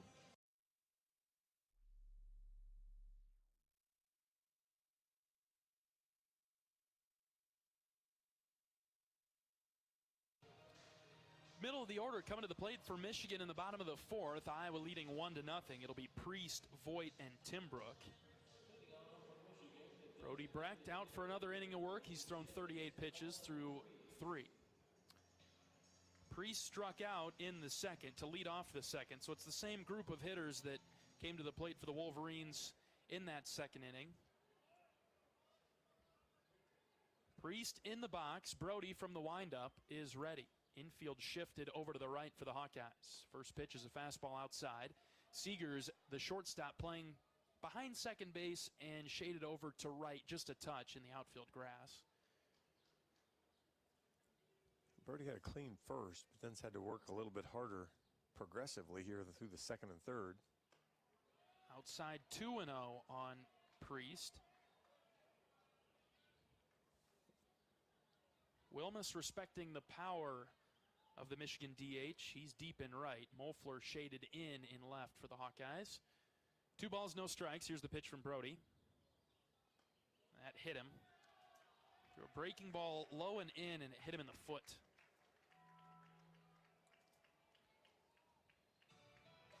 Third inning was rough with a couple of free bases, and you're starting off the fourth in a similar fashion. Yeah, you had a hit by pitch and an error there, and then an infield single that created all the issue. But see if we can avoid some of that here this inning. Voit singled on the only pitch that he saw from Brecht back in the second. Brody from the stretch now. Long pause, here's the pitch. Fouled back to the screen. Good start from Brecht. Boy, the scout was right on with Voit. He swings early and often. Starting at first base for the Wolverines. Short lead at first base from Priest. Brecht checks him quickly. Here's the 0-1. Fouled back again, 0-2. Yeah, Priest has a stolen base, so he's probably not going anywhere over there. Doesn't look like the burner type. That's 6'4", 225 freshman. Probably doesn't steal a ton of bases. 0-2 from Brecht. Check swing is popped foul into the Iowa seating section over to the right. Brody went slider with a perfect placement of it, and Voit does a really nice job to stay alive. And that's the pitch that Wilmus made the same swing, and unfortunately his stayed fair, and he was thrown out on the swinging bunt. 0-2 is just off the edge with a nice fastball from Brecht.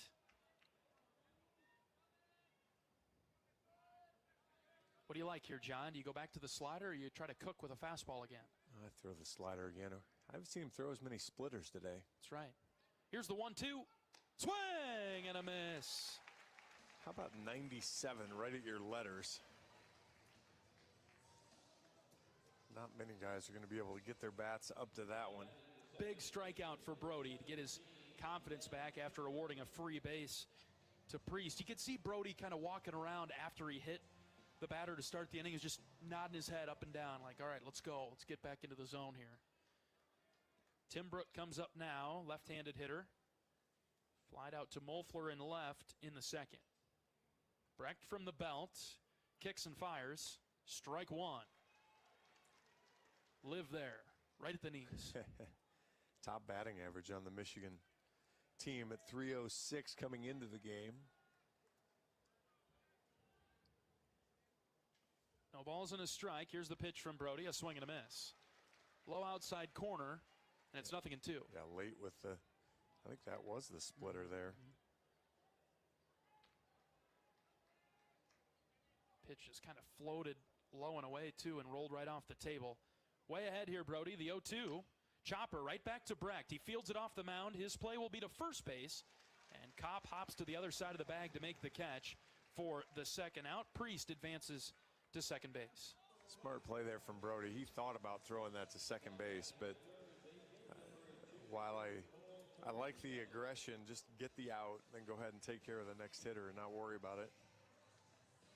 And the next hitter is Caruso, the third baseman. We'll go from the right side.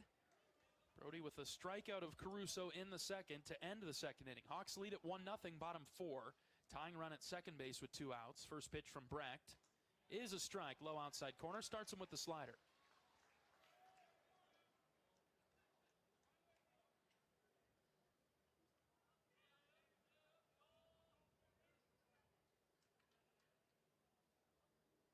Brecht focusing on Moss's mitt. Here's the 0-1. Fastball high and out, 1-1. Popped the mitt at 98 there. Yeah, that might have been the highest velo we've seen yet. Andy Nelson comes in a couple steps. Actually, all the outfielders do. 1-1 pitch from Brody. Hit down the line and right, and that'll tail foul out of play. 1 ball and 2 strikes now.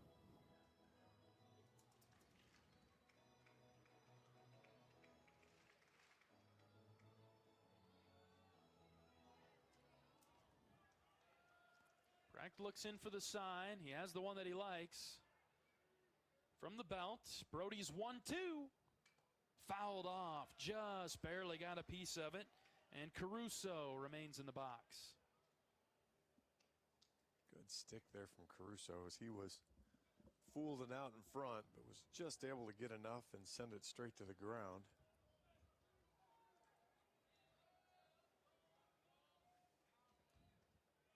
We'll do it again at 1-2. Here it comes from Brecht.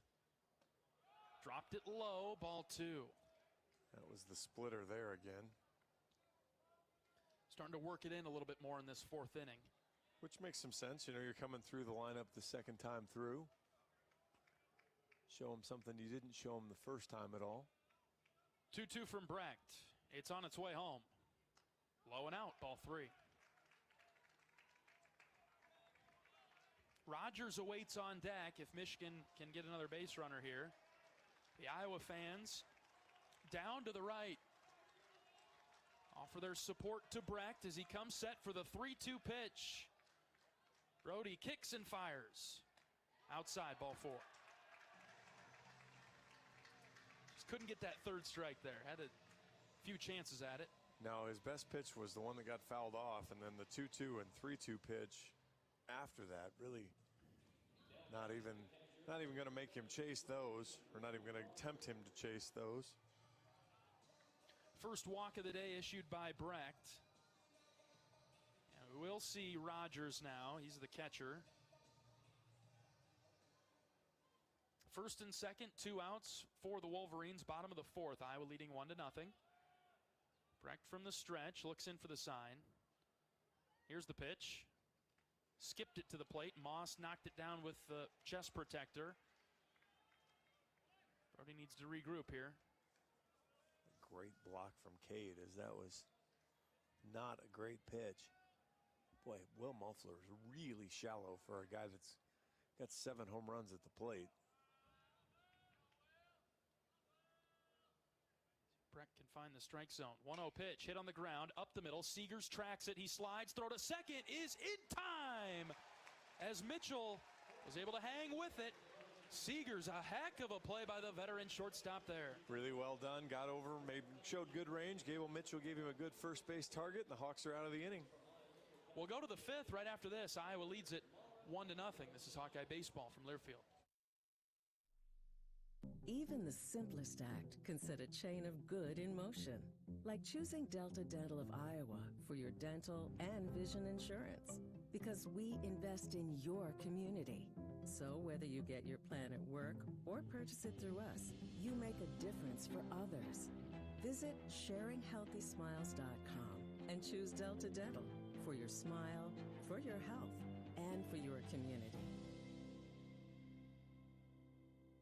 American Equity salutes today's hero of the game. As a proud sponsor of the ongoing recognition of our military during Hawkeye games this season, please join American Equity in thanking all who have served our country. American Equity is more than just retirement savings and income products. They are committed to providing you best-in-class service and high-quality retirement income that helps deliver the independence to dream and reach your goals. To learn more about American Equity, please visit their website at american-equity.com.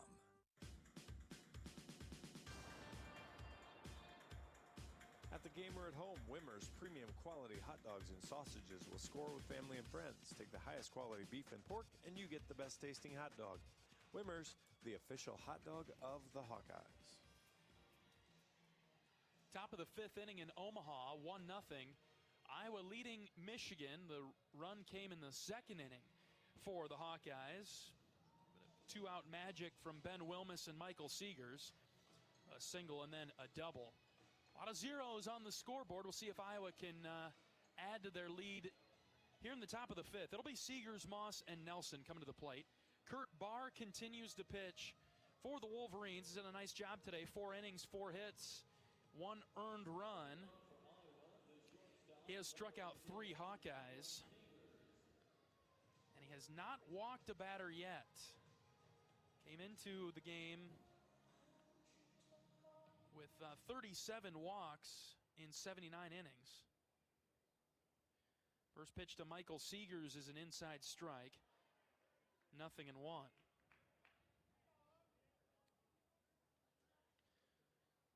Michigan's strikeout to walk ratio is 1.1 to 1, which is ranked nationally 279th out of 295.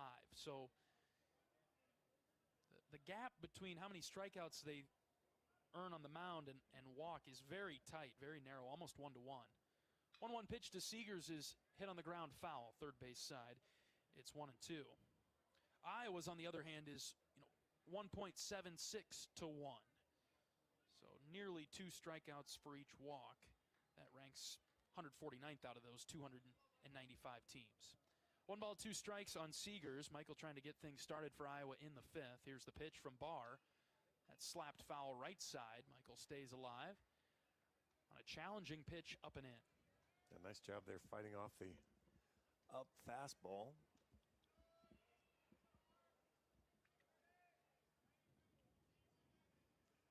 Michael doubled in Ben Wilmus earlier today. Here's the 1-2. Michael watched it go by, threw his hands forward, but not across the plate, and it's low and out, 2-2. That's a really good fastball from Barr there. Just barely misses, probably a little outside. 2-2. Michael hits on the ground, back up the middle, and that'll get through into center field. That was a bad choice by Barr. Sorry, that was his bare hand that he went for it with and ricocheted off his hand, and he's shaking it out already. Sorry to cut you off there. No, you're exactly right. I was going to make that note as the Michigan trainer will come out and talk with his pitcher now.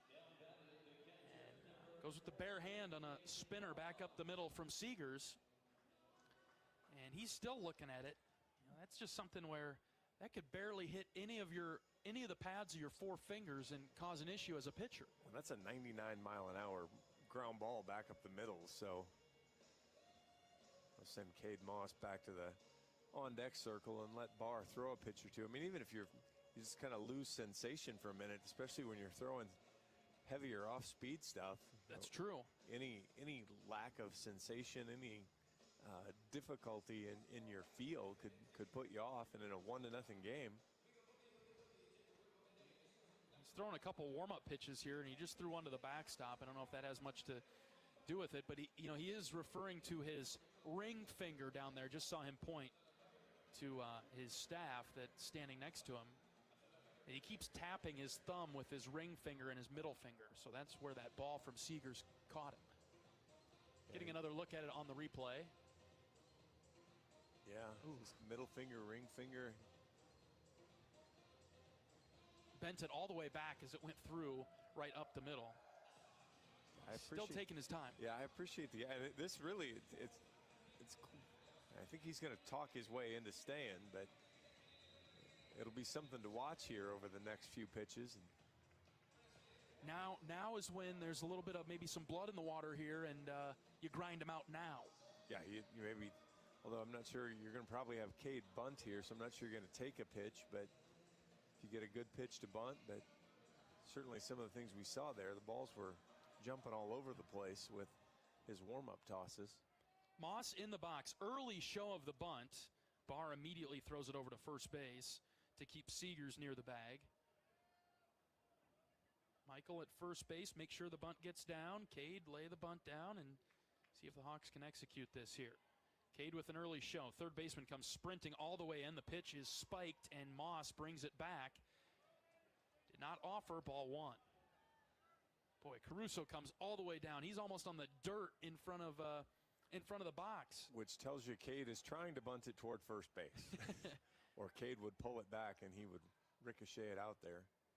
1-0 pitch to Moss. He bunts this to the third baseman. He'll throw to second, and Seegers is out. Moss gets down the line, and he's at first now. Didn't get it over there enough. Yeah, unfortunately, more up the middle and allowed Caruso to go get it. And that's one of those maybe if you're Iowa, well, it's just execution. I guess that's Cade just didn't execute the bunt very well that time. And he pushes that a little bit further up the line. It works perfectly. Unfortunately, your margin for error with Caruso standing there is pretty small.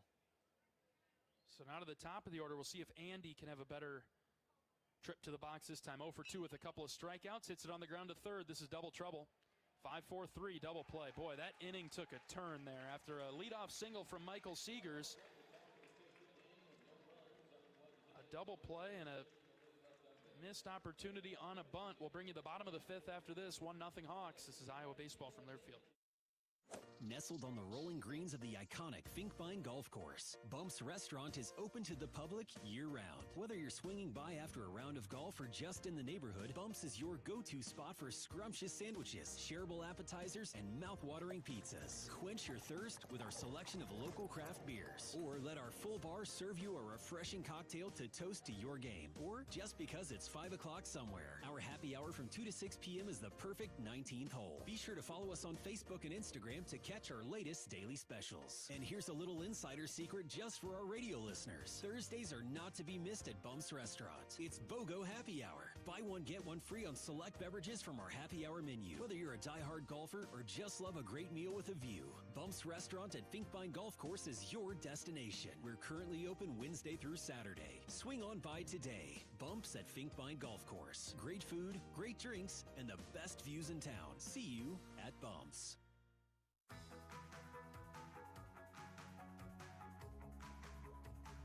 The Big Ten Tournament on the Hawkeye Radio Network is presented by Your Life Iowa. Baseball fans, Your Life Iowa thanks you for joining us to cheer on our Iowa Hawkeyes. Bottom of the fifth inning in Omaha, 1-0 Iowa. And Michigan coming to the plate with 9-1-2. It'll be Dernetti, Garcia, and Kim for the Wolverines.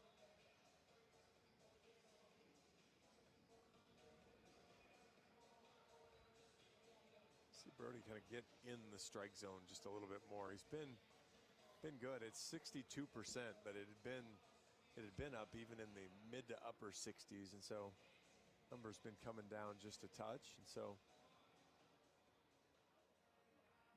see him get back to dominating the strike zone again. And Michigan's cleaned themselves up a little bit. They aren't chasing quite as many pitches as they did early on. That's a good point, too. Last inning was the first inning in which Brody did not get the leadoff hitter out. Was able to escape damage. Bottom of the fifth here with Dernetti up. Brody hit him the first time around. Fouled back just below us. Dernetti trying to jump on that first pitch fastball from Brody, but a really good spot there from Brecht, low and away from the right-handed hitter. No balls and a strike. Brecht from the windup. Here's the pitch. Ground ball right back to Brecht. He gloves it. Jogs over to first base. Underhand toss to Kopp. One away. Good slider there. Got it on the inside part of the plate. Nothing Dernetti could do with that. Gross. Fisted contact right back to Brody. Good quick first out. Back to Garcia at the top. He reached on an error his last time up. 1-0 Iowa in the bottom of the fifth. Let's see if maybe he flashes bunt again.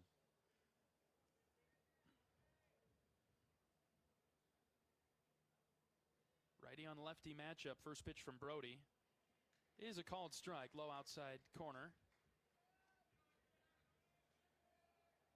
Garcia, plenty of speed, as John is hinting at.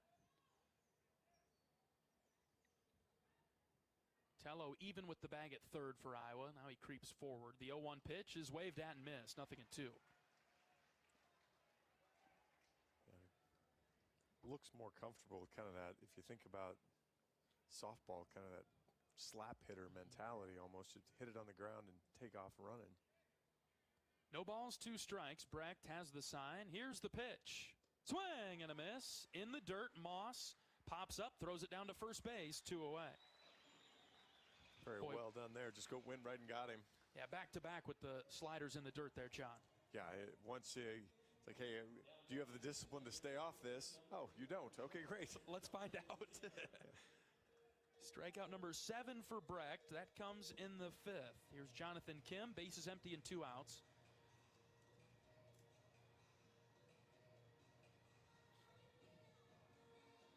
Kim's another guy you could see maybe bunt a little bit. Yeah. Even with 2 outs, it's a possibility. First pitch from Brecht is a slider for a strike. That thing dropped right off the table, and you could see Kim swing over the top of it. Would have been a strike either way as Brody hit his spot low and out. When you're sitting on 2 hits, you're really just going to kind of do anything you can to shake it up and try to create traffic. 0-1, another swing and a miss. 0-2 now. So gave him the slider, gave him the splitter. And I guess you might as well show him the fastball. Give him all 3 in the repertoire here. 0-2 from Brecht. Here it comes. Hit in the air to left. This is a bit of trouble. Mulfler going back. Will still running, looking up into the sun. Will caught it over his shoulder for the third out. Mulfler with a great job tracking that one. Really well done, and it wasn't that it was hit that deep particularly, but the Hawkeye outfield is shallow, kind of expecting soft contact, but that was a little bit better. Nicely done from Brecht. A 1-2-3 inning for Brecht and the Hawkeyes. We'll bring you the sixth right after this. Iowa leads 1-0. This is Iowa Baseball on the Hawkeye Radio Network from Learfield. Hi, I'm Gary Dolphin, and if you want your home to be exceptionally comfortable during these cold Iowa winters and hot, humid summers, you need to turn to Dave Lennox and your local Lennox home comfort specialist. Lennox has been serving Iowa consumers since 1895, when Dave Lennox built his first furnace in Marshalltown, and Lennox is still building its high-efficiency furnaces and air conditioners there today. For the best home comfort system you can buy, it's Lennox and your local Lennox dealer. Lennox and the Hawkeyes. Now there's a winning combination.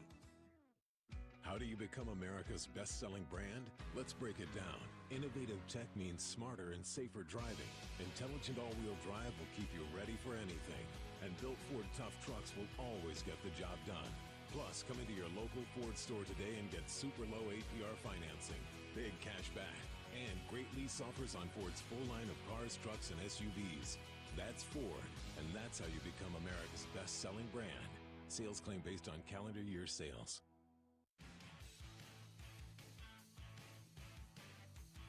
Today's game is brought to you by Bud Light, proud sponsor of Hawkeye Athletics. Easy to drink, easy to enjoy. Moving right along here in this first-round game between Michigan and Iowa. The fourth-seeded Wolverines, the fifth-seeded Hawkeyes. Today, we're in the top of the sixth. Iowa 1, Michigan nothing. The Hawkeyes will come to the plate as the away team with Tello, Kopp, and Moore. A lot of power right here with these three hitters. We'll see if the Hawks can string something together against Kurt Barr, who does come back out for the sixth inning. Yeah, and Barr's been really good. I think that last inning might have been a 5-pitch inning as he sits just on 64 pitches right now through 5. I was looking back kind of at his notes, his game notes, threw a complete game against Minnesota, and 5-hitter, gave up a run, 101 pitches, last 2 outings. Would have been 6 days ago he threw 100 pitches at Indiana.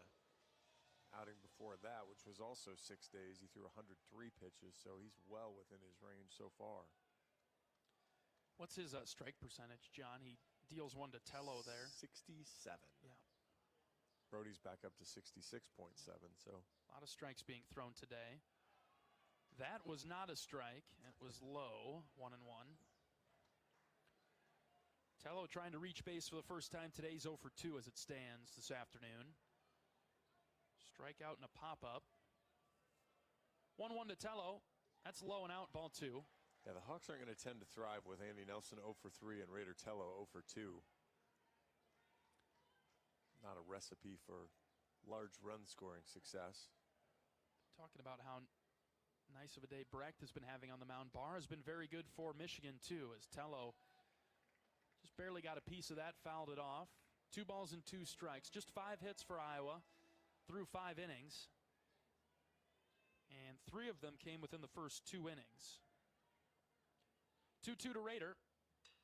Ground ball, weakly hit left side. Third baseman Caruso picks it up. The throw to first is accurate for the first out. Yeah, Barr just doing a great job, especially at the top of the order, keeping Hawkeye hitters off balance. We've seen Andy strike out twice and make soft contact, and then we've seen Tello strike out and make soft contact twice, is just way out in front of that. 51 mile an hour coming off the bat. And we know what Michigan's plan is. It's to go with Barr as long as they can and then turn it over to Denner, who is the best relief pitcher in the conference. It's 1-0 Iowa right now. Davis Kopp hits it on the ground to the shortstop. Dernetti has it. He throws it across. Another out. 2 down. And the hard part is, on one hand, you're like, okay, take a pitch, see what happens. But then you're just down 0-1 because Barr is filling up the strike zone. And Davis hit that one hard, 101 off the bat. I think when he grounded out in his last at-bat, it was 107 off the bat. So, yeah, typically we talk about that, right? Take a pitch, but it's basically auto 0-1 if you do that at this point. Right, there's got to be a mix. and so you're going to want to find again, right, although that one is terrible, but called a strike anyway. Barr doesn't need help right now. I would agree with that. That was outside to Reese Moore, the Iowa DH. Reese fouled off the 0-1, and now it's 0-2. Nobody in either bullpen throwing. And why would you? Both starters have been solid in today's game. No balls and 2 strikes on Moore with 2 outs. Barr hasn't thrown many pitches this inning either. Here's the 0-2. Check swing. Moore held up, and the pitch in the dirt, 1-2. He might be able to throw 11 or 12 innings if he needs to at this rate. Mm-hmm.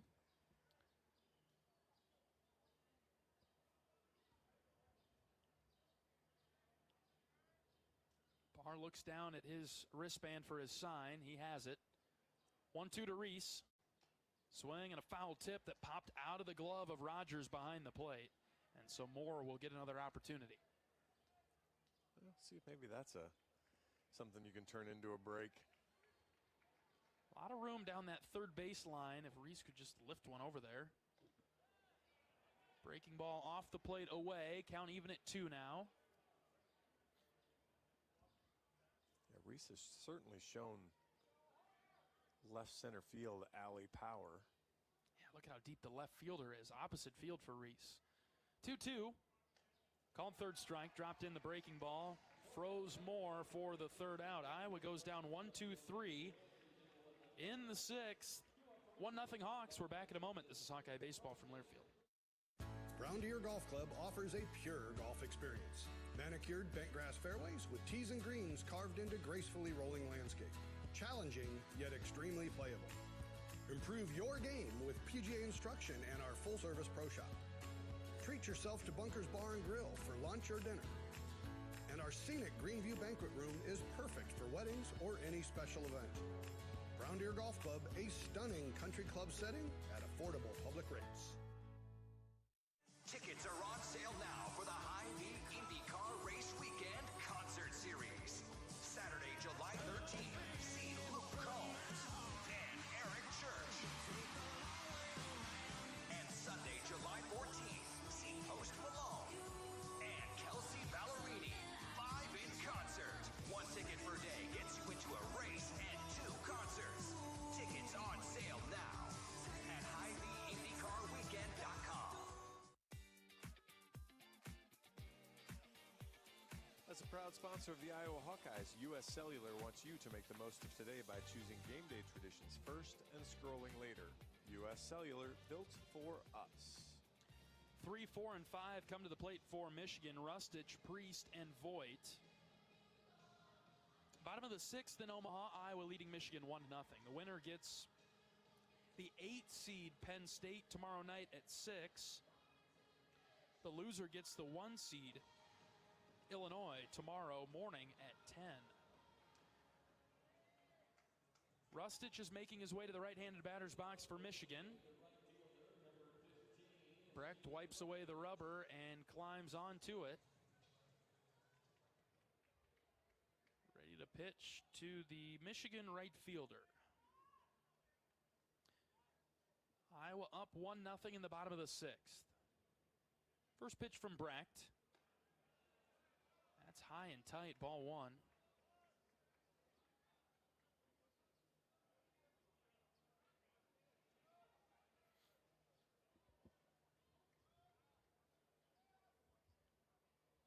Delivery from Brody, low and out, ball 2.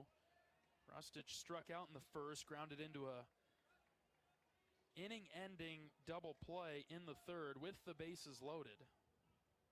2 balls and a strike on him here. He's in the driver's seat this time. Here's the pitch from Brody.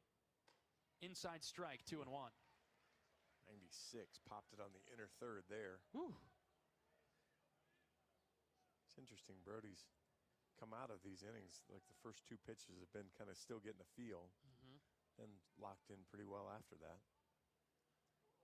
And that hits Rustich. By locked in, I meant hit him right between the 1 and the 6. That'll leave a mark. You would think so. The 1 and the 5, excuse me.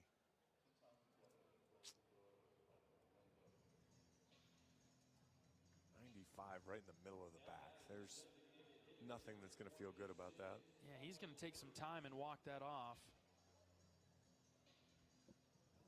Brecht had a clean 1-2-3 inning in the 5th.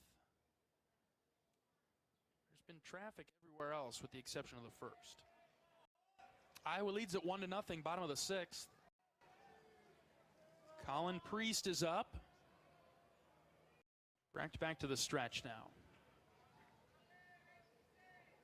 Comes set, first pitch is high.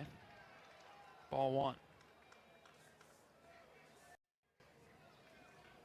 Priest was hit by a pitch the last time up. He stands in from the left side. Brody set with the 1-0. Here it comes from Brecht. Line drive. Mitchell dives, knocked it down. It gets into shallow right. Boy, what an outstanding play from Gable. Full layout. Just couldn't quite get there. That was hit well by Priest as well. Yeah, 96 in, 96 out. I didn't think Mitchell had any chance to get that. Got glove on it. This is a good job from Priest. That ball was down and in. That brings up Mitch Voigt. We'll see if they'll bunt here. He shows early. Rader comes in at 3rd. Runners at 1st and 2nd. First pitch from Brecht. Yes, did he commit to it? Ooh. They say no. The pitch was outside. Ball 1.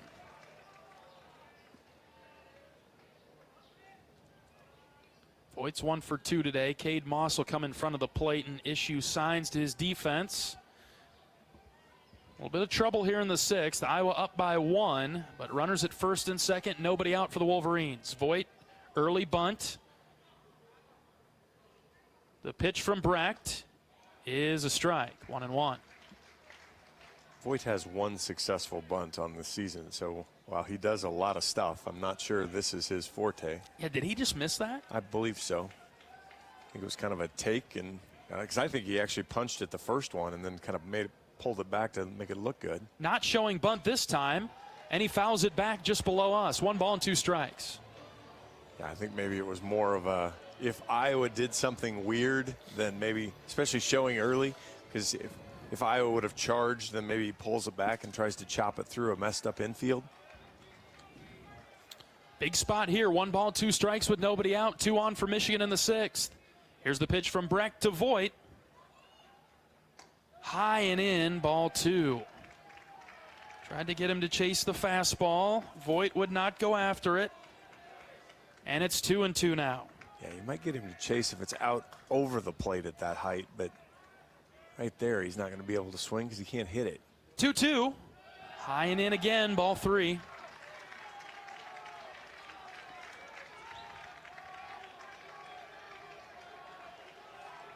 Plenty of momentum hanging in the balance now as Brecht gets back on the rubber. 3 balls and 2 strikes. Here's the pitch to Voigt. Fouled back. Chased ball 4. Let that be another opportunity here, Brody. I guess the flip side was he was going to swing over the top of it, so maybe I guess you call it a good at-bat to get a piece of it. Payoff pitch. Low and out, ball 4. Bases loaded for Michigan. Nobody out in the 6th. Hit by pitch, single and a walk have loaded the bases for the Wolverines in the 6th. Iowa leading 1-0. And Coach McGrath is on his way out to talk with Brody, with Mac Timbrook coming to the plate. Yeah, you don't normally... A squeeze with the bases loaded is a little bit more difficult. And Timbrook, with the highest batting average on the team, doesn't, relative for this team, doesn't strike out a lot.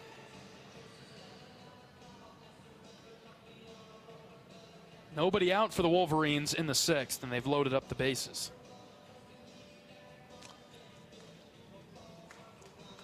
Iowa has some activity in the bullpen now. Yeah, nobody's going to be ready to help Brody get out of this, though. That's right. So for Iowa to still be in the lead when this inning's over, it's going to be because Brody Brecht settles in here and does a fantastic job. Timbrook is 0 for 2 today. Fly out and a ground out. Corners come in for the Hawks. Brecht on the rubber. Bases loaded, nobody out. First pitch to Timbrook. Here it comes. Where'd that miss? High, apparently. Ball 1. Iowa will concede a run on a ground ball to the middle infield. Corners will come to the plate. Brecht set with the 1-0. Here it comes. Swing and a miss. 1-1. Swung right over the slider there. Great pitch from Brody. Get himself back in the at-bat. Now he needs to get on the plus side. Next pitch from Brecht. Popped up, shallow left field. Mulfler coming forward. Wills camped underneath it. He caught it. There will be no tag from the runner at third. Throw comes all the way home. Big first out. Bases stay loaded for Michigan. Great job there. Will got under it, got his feet set. Put a throw right on the mark. And that brings up Caruso. Corner infielders can move back now for Iowa. Still looking into the dugout for defensive alignment. Kopp is actually in on the grass at first base. Watch any tricks and games here from Michigan. Caruso is a guy that can handle the bat. First pitch of the at-bat to Caruso, the right-handed third baseman. Here it comes from Brody. That's low. Moss stabbed at it and stopped it, ball 1. He's also a guy that Brody could strike out, so get in the zone now. Down 1-0, even it back up. Next pitch to Caruso. Grounded foul, 1-1.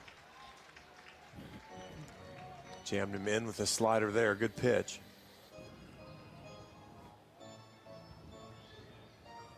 Pressure building in the 6th. Bases loaded, 1 out for the Wolverines. Iowa leading 1-0. A ball and a strike on Caruso. Here it comes from Brecht. That's low in the dirt. Ball 2.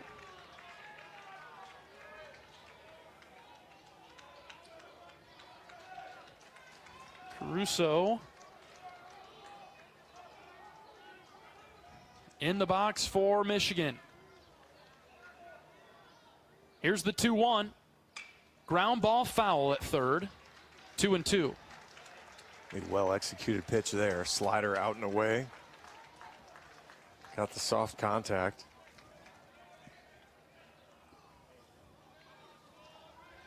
See if he can get the swing and miss pitch here. He's been heavy sliders here.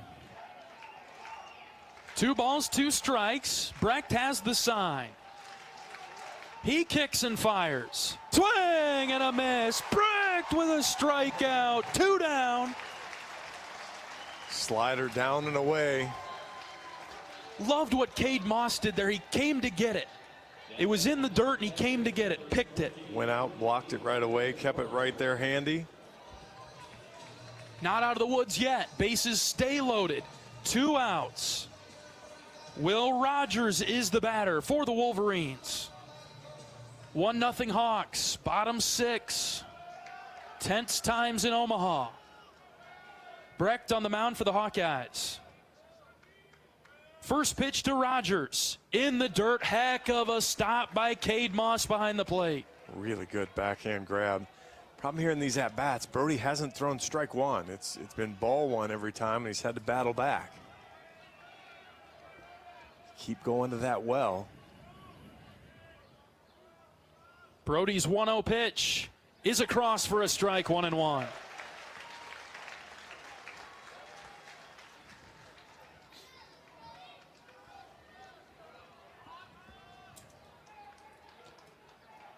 Righty on righty matchup. 1 ball, 1 strike with 2 outs. Brecht taking his time. Here's the pitch. Swing and a miss. 1-2. Beautiful slider down at the knees, below the knees. Iowa fans rise to their feet, down to the right. Big pitch here. 1 ball, 2 strikes with 2 outs. Bases loaded for Michigan. Brecht from the belt. Here's the pitch. That's low and away. Gets away. Moss. He fields it, flips home, and the throw is wide of Brecht. 1 runs in. Here comes another. Michigan leads it 2-1. Oh, my. Moss couldn't knock that one down. It was too far low and out, and then his throw to Brecht got by Brody, and Michigan leads it 2-1 in the 6th. Might have caught Cade Moss up in the throat, too. So that'll go as a wild pitch and then an error on Cade.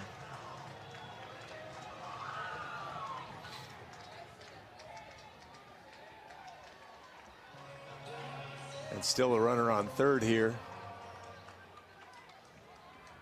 2 balls and 2 strikes. That's the count. Runner at third with 2 outs. Brody set. Here's the pitch. Ground ball left side. Tello gloves it. He'll throw it across the diamond for the 3rd out. Michigan takes the lead. It's 2-1. We'll bring you the 7th right after this. This is Hawkeye Baseball from Learfield. About this new type of television experience from Epson? It's called the Epic Vision Ultra Laser Projection TV. It combines a new type of laser projection technology along with a unique Epson Silverflex screen to produce an epic 120-inch 4K Pro UHD picture that's up to 4 times bigger than a traditional 60-inch TV. There's no better way to watch live sports, and watching Iowa basketball play live on this big bright TV is simply awesome. If you're a sports fanatic like me, you need to check this new Epson TV out for yourself. Visit Epson.com/TV to learn more. Get a great offer on the stylish HR-V or the Honda Civic, which car and driver called fun to drive. Honda, the brand named Kelley Blue Book's KBB.com best value brand for 2023. For a limited time, well-qualified buyers can get a 3.9% APR on a 2024 Honda Civic or HR-V. So see your Central Midwest Honda dealer today. Honda gets the Midwest. See dealer for financing details. Exclusive against SI and Type R car and driver January 2023 based on 2023 brand image awards from Kelley Blue Book. Visit KBB.com for more information.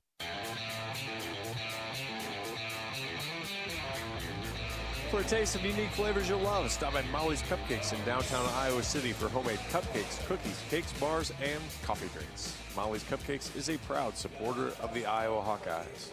Top of the 7th inning in Omaha. The Hawkeyes trailing for the first time today. It's 2-1 Michigan. Kurt Barr continues to pitch for the Wolverines. He'll face Moeffler, Mitchell, and Wilmus with Iowa down by 1 in the 7th. Barr has not walked an Iowa hitter today. Hasn't given anything to the Hawkeyes. Iowa with 5 hits through 6 innings. Hawkeyes scored their run in the 2nd. Michigan just now on the board. They scored 2 in the 6th. No, we could go. It's kind of been even the limited free bases have tended to come back to hurt Iowa, but 5 free bases, 2 walks, 3 hit by pitches, and then 2 errors cost the Hawkeyes today in a really tight game. Not over yet. 9 outs to retake the lead here.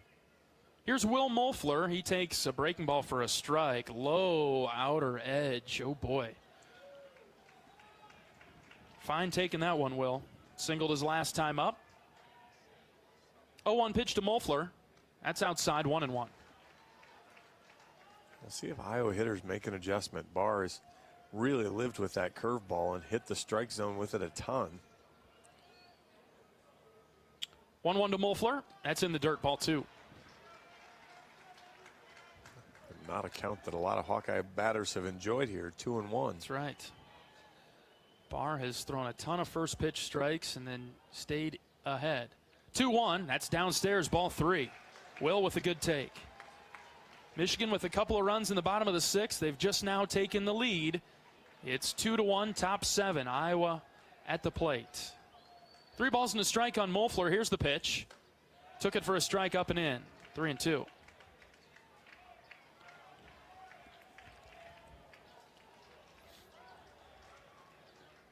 Barr back on the mound.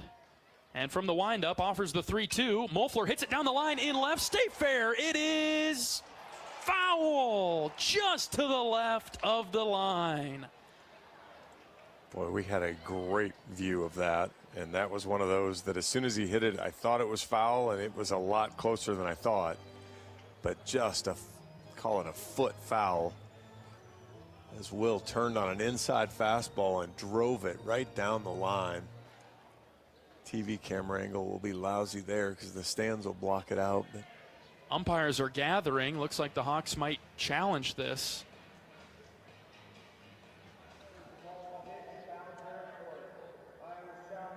And Iowa is challenging whether or not it was fair or foul down the left field line. It was foul. And this is a big spot now in the 7th. Umpires hustle off over to the left. The camera angle down the line isn't going to help us much from home or from left field as they're showing it in-house here. Going to need something from the right side of the field or down the first base line. Yeah, this is not going to do it for us. Because you cannot see that corner down there.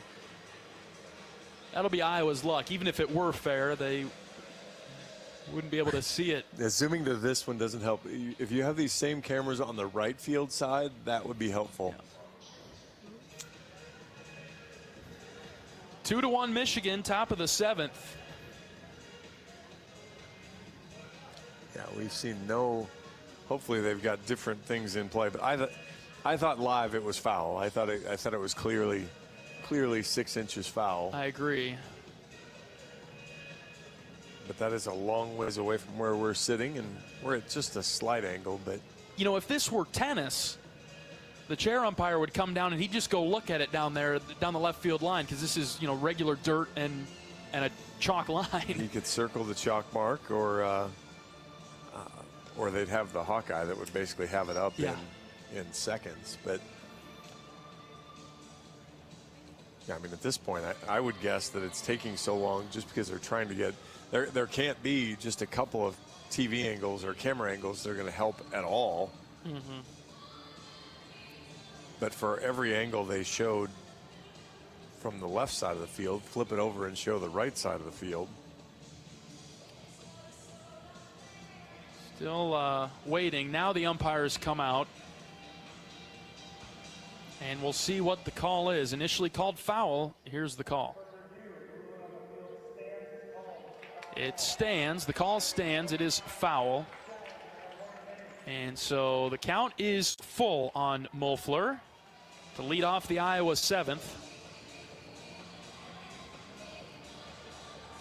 Find any way on here, Will. Muffler back in the box now. We're ready for action.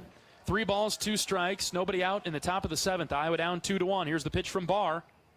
Low and out. Ball 4. Muffler draws the leadoff walk. Whew, that was close. Great take from Will. Just off the edge. The catcher, Rogers, tried to bring it back in, but no cigar. Leadoff walk for Will. It's been on the edge of the strike zone. I wouldn't have been afraid, or wouldn't have been surprised to see him punch his right fist out either, but. And that brings up Gable Mitchell. Caruso, the third baseman, way in on the grass. Thinking bunt here, John. See if the Hawks can win a short game battle here. Mitchell takes downstairs, ball 1. No sign of a bunt on that first pitch from Barr. See if Caruso stays where he is. Slap one right past him. 1 ball, no strikes on Mitchell. Here's the pitch. Gable takes outer edge for a strike, 1-1. And that's why I wouldn't have been surprised to see Will get punched out on the pitch before. That ball was a little more elevated, but still off the plate. Now Gable shows the early bunt. Third baseman comes sprinting down. He's right up close. Here's the 1-1. Mitchell hits it on the ground to short. Muffler gets to second base. The throw will be over to first base.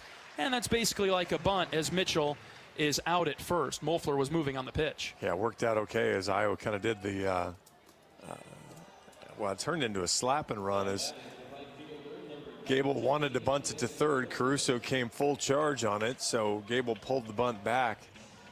and almost executed it right because you had Dernetti go to second on the cover. So he had that whole side to push it through. Unfortunately, just didn't get enough on it and hit it more right at Dernetti.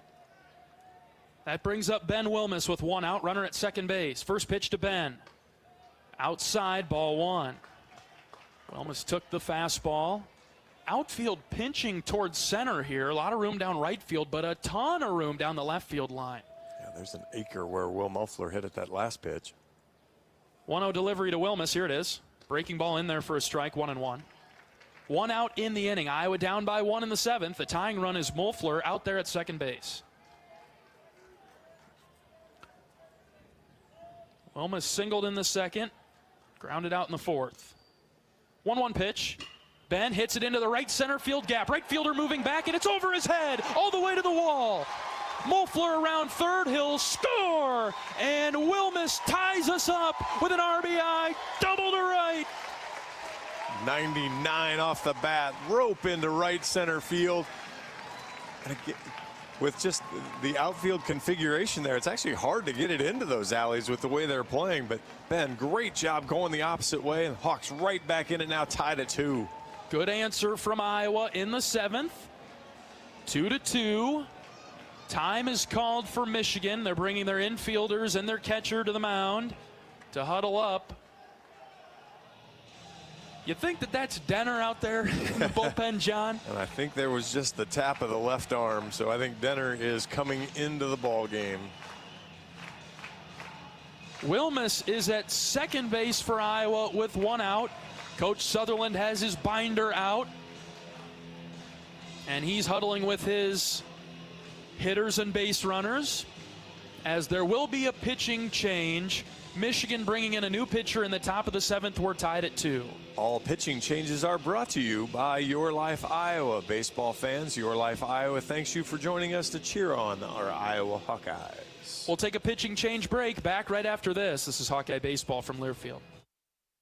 Nestled on the rolling greens of the iconic Finkbine Golf Course, Bumps Restaurant is open to the public year-round. Whether you're swinging by after a round of golf or just in the neighborhood, Bumps is your go-to spot for scrumptious sandwiches, shareable appetizers, and mouth-watering pizzas. Quench your thirst with our selection of local craft beers, or let our full bar serve you a refreshing cocktail to toast to your game, or just because it's 5 o'clock somewhere. Our happy hour from 2 to 6 p.m. is the perfect 19th hole. Be sure to follow us on Facebook and Instagram to catch our latest daily specials. And here's a little insider secret just for our radio listeners. Thursdays are not to be missed at Bumps Restaurant. It's BOGO Happy Hour. Buy one, get one free on select beverages from our happy hour menu. Whether you're a diehard golfer or just love a great meal with a view, Bumps Restaurant at Finkbine Golf Course is your destination. We're currently open Wednesday through Saturday. Swing on by today. Bumps at Finkbine Golf Course. Great food, great drinks, and the best views in town. See you at Bumps.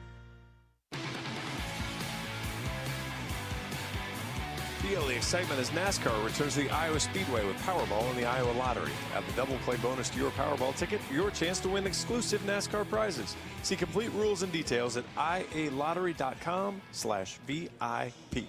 Top of the seventh inning in Omaha. The Hawkeyes have tied things up. It's 2-2. Michigan making a change. They go to the bullpen. They bring in their all Big Ten first-team relief pitcher, Jacob Denner. He's a left-handed fifth year from Closter, New Jersey. Man, he is an action guy, too. 26 appearances. He has 4 starts. He has a complete game. He's 8-4. He has 4 saves. So 16 of his 26 appearances, he's factored in somehow or another. 3.91 ERA, 76 innings, second most on the team behind Kurt Barr. 72 hits, 38 runs, 33 of those were earned, just 24 walks and 57 strikeouts. He came in the final game of the series in Iowa City and threw 7 innings of relief. Gave up 8 hits, 4 runs, struck out 5. His fastball will be in the upper 80s. Michael swings at the first pitch and lines it foul. Sharply hit to the right side. Seegers is the batter for Iowa with Wilmus out there at second base. He just tied the game up at 2. He might get one up to 91 like he did that one right there, but then he'll throw a couple good spin pitches too. Hawks have struggled a little at times with left-handers, so big spot here. 0-1 pitch to Michael. That's inside. Did it hit him? He's motioning that it did. The umpire says no, And it's 1-1. Man, oh man, look at the left field line. Nobody over there. The left fielder, Garcia, is in the left center gap. Everybody's shifted over to the right, anticipating that Michael's going to be late on the pitches from Denner. 1-1.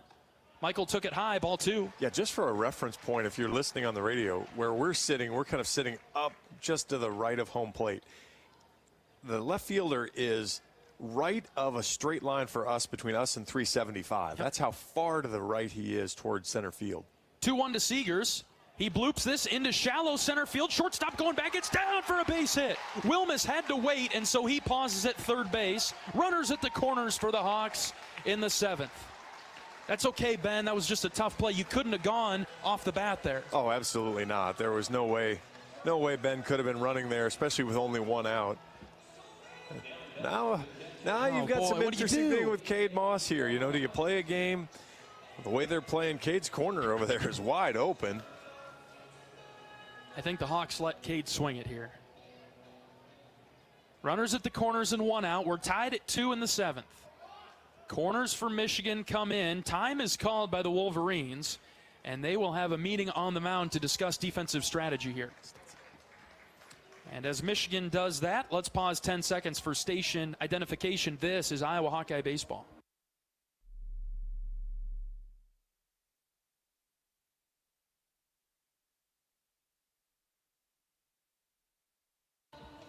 First and third for Iowa, top of the 7th. The Hawkeyes and Wolverines tied at 2. Wilmus at third, Seegers at first. Moss is the batter. Tons of options here for Iowa offensively, both on the base paths and in the batter's box. Right. And that's exactly what Tracy Smith is out there talking about right now with his team is, hey, here's what we're going to do in this situation. You know, maybe with the speed Iowa has, you know, you could see a steal and stop. Mm-hmm. You know, so you could see a couple things here. You know, aside from a bunt or aside from a hit and run, you could have some different action here as well. So corners in for the Wolverines, at least even with the bag. Voigt is holding on Seegers at first base. Denner, the left-hander, is set. Here's the first pitch to Moss. Showed the bunt, pulled it back, and the pitch was high and outside for ball 1. All right, so Cade showed the bunt. Voigt from first base came sprinting down the line. Third baseman Caruso stayed put. Which actually gives him a back pick opportunity, so Wilmus will have to be alert. Yeah, watch out, Ben. 1 ball, no strikes. The pitch to Moss. He bunts this one back to the pitcher. Wilmus stays at third. Michigan will throw it to first base to get Moss for the second out. Wilmus must not have had a good jump from third. I guess. I mean, clearly it was the safety squeeze, which is what they ran the first time too, but man, it was an awfully good bunt. Voigt did a good job crashing in, but. All right, runners at second and third and 2 outs for Andy Nelson. We're tied at 2. Nelson is 0 for 3 today with a couple of strikeouts, and he grounded into a double play. This would be a good time for a base hit, Andy. Lefty on righty matchup. First pitch to Nelson. Andy hits it into center field. Second baseman Tim Brook is back, and he caught it. Gee, dang it. Did you really just drop gee, dang it? Third out of the inning. Tied at 2. Couldn't get it to drop. The Hawkeyes have tied it up. It's time to stretch things out in Omaha. Hey, Hawk fans, it's time for the Blue Bunnies 7th inning stretch. You know what to do. Get up, stretch those legs, and go enjoy the best 7th inning stretch tradition of all, Blue Bunny ice cream. Blue Bunny is a proud sponsor of the Hawkeyes and the 7th inning stretch, and we will be right back. This is Hawkeye Baseball from Learfield. The big game. Family. Friends. We know you count on Alliant Energy to deliver the safe, reliable energy you need, whether you're watching the game, cooking your famous burgers, or leaving a light on for loved ones. For us, it means going beyond the expected to make sure we're planning for the energy you need today and tomorrow. That way you can keep your eye on the ball and focus on what's most important to you. Find out more at alliantenergy.com/poweringbeyond. So why do I need vaccinations? If I don't get vaccinated, how sick can I get? Can I get multiple vaccines at once? What's done to make sure vaccines are safe? It's important to address your concerns about vaccines. Just make sure you get answers from people you can trust. Ask your doctor or healthcare provider about vaccinations. because they know you and they'll always put your health first. A message from Iowa Department of Health and Human Services.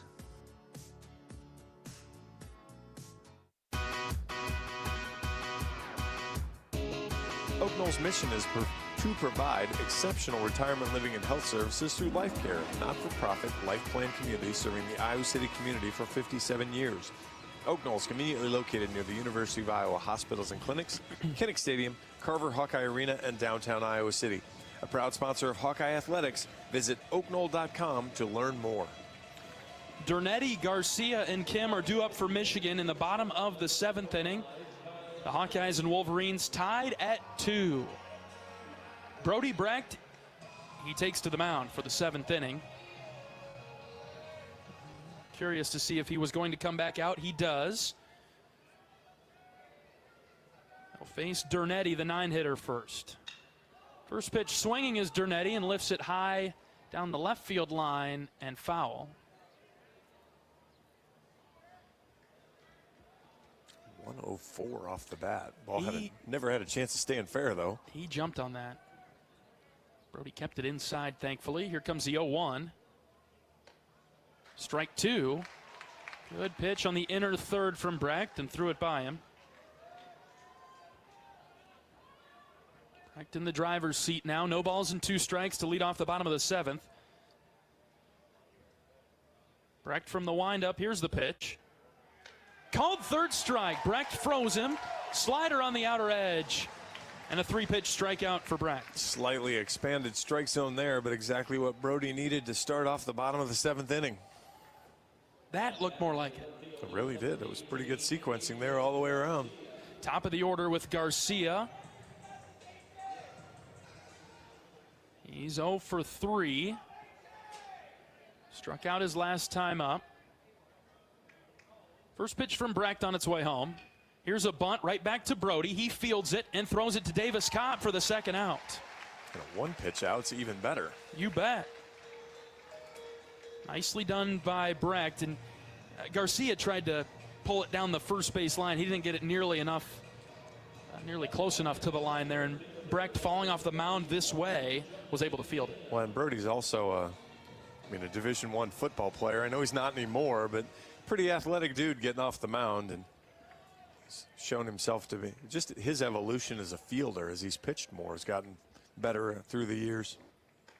Strike 1 to Jonathan Kim. Brecht with a high breaking ball.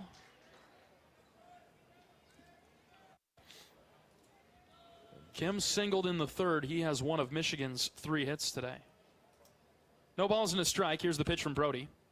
Strike 2, low outside corner, 0-2. My goodness, Brody is locked in the 7th. He'll take his time before getting back on the rubber. Now he addresses the rubber. No balls, 2 strikes with 2 outs. Brecht from the windup, kicks and fires. Just low, maybe a touch outside. Beautiful pitch from Brody, but called a ball.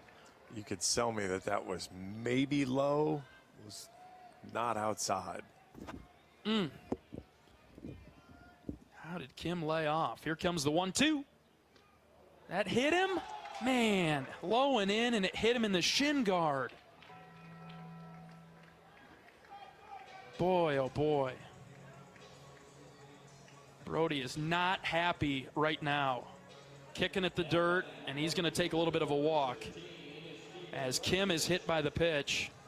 I think Brody thinks that he had strike 3 the pitch before. Brody did have strike 3 the pitch before. But now he needs to make sure he helps himself here and doesn't create a bigger problem. First pitch to Rustich is fouled off the end of the bat. Good start to get ahead from Brecht. Looks like he's flushed it and moved on. We're tied at 2 in the bottom of the 7th. Rustich, a dangerous hitter, very good hitter for the Wolverines. No balls and a strike on him. Brody comes set with the runner at first base and 2 outs. Here's the pitch from Brecht. Check swing. Did he go? They said no down the first base line. 1-1.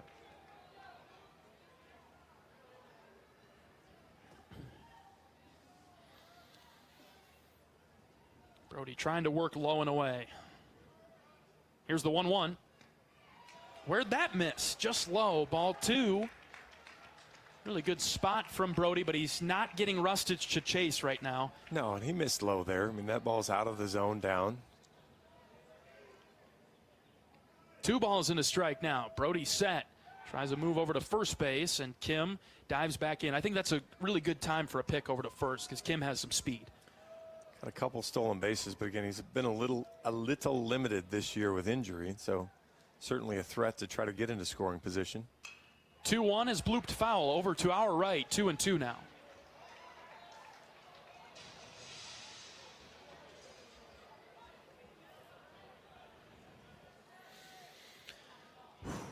Now that you're at 2 strikes, maybe that edge pitch that Rustich has done a good job of laying off on, now maybe he'll expand a bit. Long pause from Breck this time. Here comes the 2-2. Called third strike. Breck got him for the 3rd out. Maybe he should have expanded a bit. All right, we're through 7 in Omaha. This is a great baseball game. We'll go to the 8th. Tied at 2. Back in a moment. This is Hawkeye Baseball from Learfield. Our mission at Oak Knoll is to provide exceptional retirement living and health services through life care. I'm Steve Rowe, CEO. We are a not-for-profit life plan community and have served the Iowa City area for 57 years. Oak Knoll is located near University of Iowa hospitals and clinics, Kinnick Stadium, Carver Hawkeye Arena, Hancher Auditorium, and downtown Iowa City. Visit our website at oakknoll.com to learn more.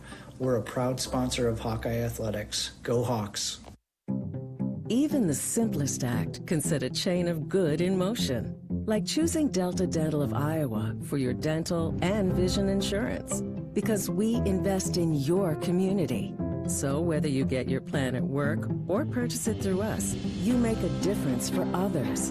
Visit sharinghealthysmiles.com and choose Delta Dental for your smile, for your health, and for your community.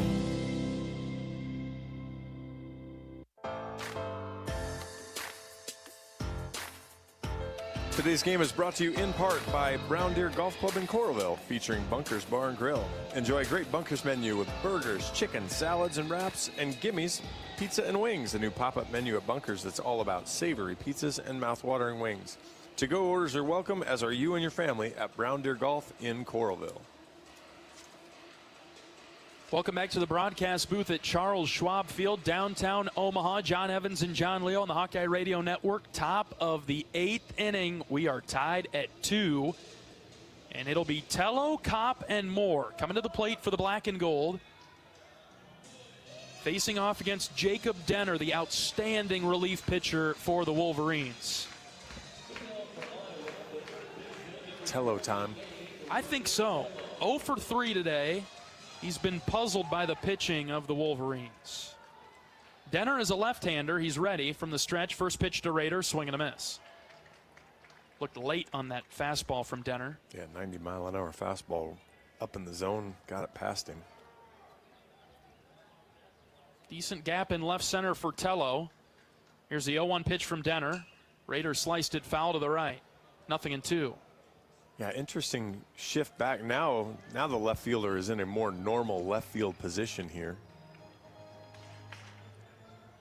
They've got something on our guys in the middle of the lineup that they think are going to hit it in the middle of the field almost exclusively. 0-2 to Rader. Up and in, just about hit him. It had to bend him back just a touch. 1-2. See if the Hawks can apply some pressure late on Michigan. 2-2 in the top of the 8th. 1-2 to Tello. High and out, ball 2. Good eye from Rader there. Wow.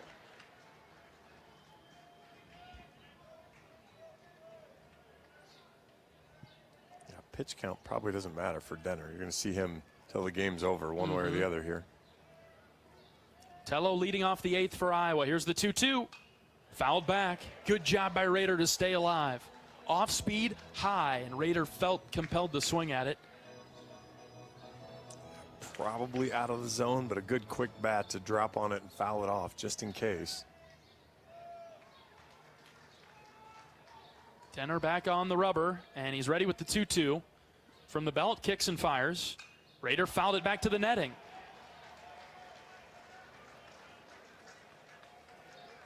Do all this work to stay alive. Don't chase something here, Raider.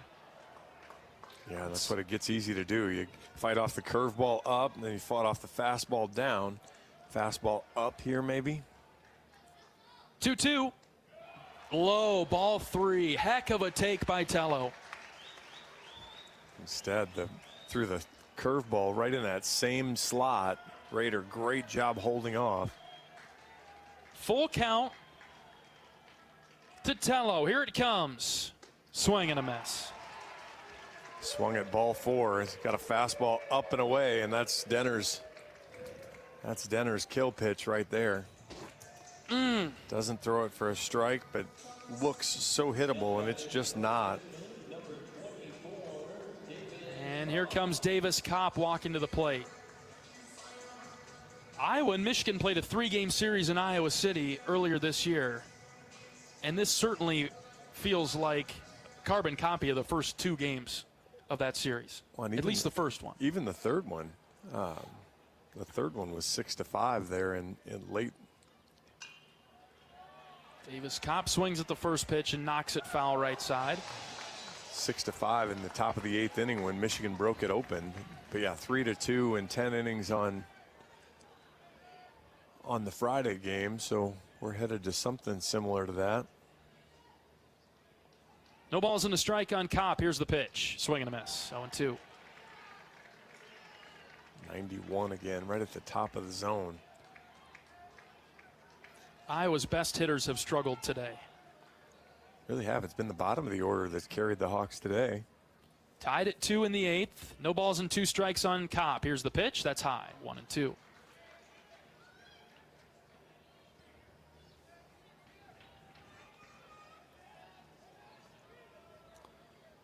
Davis singled in the first. He's grounded out to short a couple of times since then.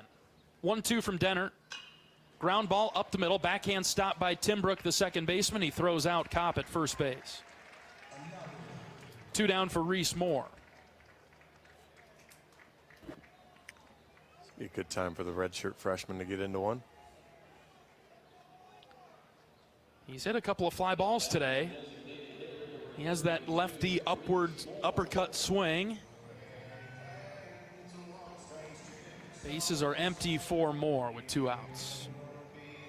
Sent one, right in front of 375 out there an at bat or 2 ago. See how he does against the left-hander, though. As Denner delivers, Reese pops it up down the left field line. That'll go foul a couple seats back.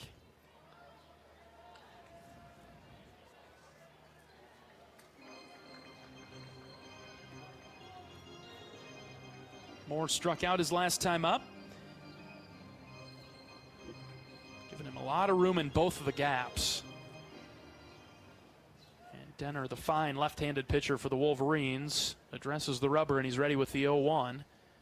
Here it comes to Moore. That's outside, 1-1. Winner gets Penn State tomorrow at 6. Loser gets Illinois tomorrow morning at 10. 1 ball and 1 strike. Moore back in the box. Here's the pitch from Denner. Reese lines it over the first baseman's head. Into shallow right. Moore slams on the brakes at first base. He thought about going to second. I'm glad he stayed at first. Reese got lucky on 2 counts there. 1, that he didn't go to second, and 2, that the right fielder Rustich didn't realize that Denner had snuck in behind Moore. Moore took a good, solid, aggressive turn, but Denner had walked in behind him and had an easy tag to put on him. He would have seen the opportunity to throw it over there. That's a good pickup there. Crafty from Michigan. Denner's been around a long time. All right, here's Moeffler getting his first look at Denner. Fastball downstairs and out. Ball 1. 2-2 in the 8th. 2 outs for Will. Runner at first base.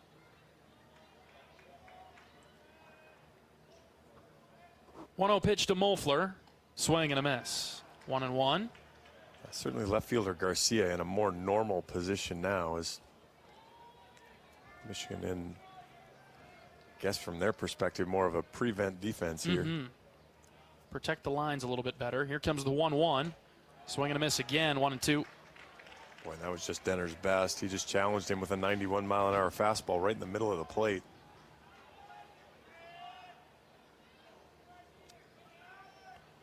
Two strike, two out magic here for Moelfler. He's back in the box. 1 ball and 2 strikes on him. Denner set. The left-hander fires. Swing and a miss. Moelfler chased that pitch that was low for the 3rd out. We'll go to the bottom of the 8th, 2-2 between Iowa and Michigan. We're back in a moment. This is Hawkeye Baseball from Learfield. Nestled on the rolling greens of the iconic Finkbine Golf Course, Bumps Restaurant is open to the public year-round. Whether you're swinging by after a round of golf or just in the neighborhood, Bumps is your go-to spot for scrumptious sandwiches, shareable appetizers, and mouth-watering pizzas. Quench your thirst with our selection of local craft beers. Or let our full bar serve you a refreshing cocktail to toast to your game. Or just because it's 5 o'clock somewhere. Our happy hour from 2 to 6 p.m. is the perfect 19th hole. Be sure to follow us on Facebook and Instagram to catch our latest daily specials. And here's a little insider secret just for our radio listeners. Thursdays are not to be missed at Bumps Restaurant. It's BOGO Happy Hour. Buy one, get one free on select beverages from our happy hour menu. Whether you're a diehard golfer or just love a great meal with a view, Bumps Restaurant at Finkbine Golf Course is your destination. We're currently open Wednesday through Saturday. Swing on by today. Bumps at Finkbine Golf Course. Great food, great drinks, and the best views in town. See you at Bumps.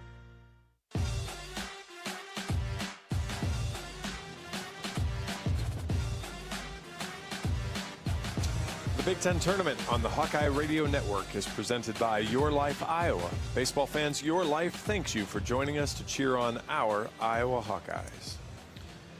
Middle of the order coming to the plate for Michigan in the bottom of the 8th. It's a tie ball game, 2-2. It'll be Priest, Voigt, and Timbrook. Brody Brecht out to the mound for the 8th.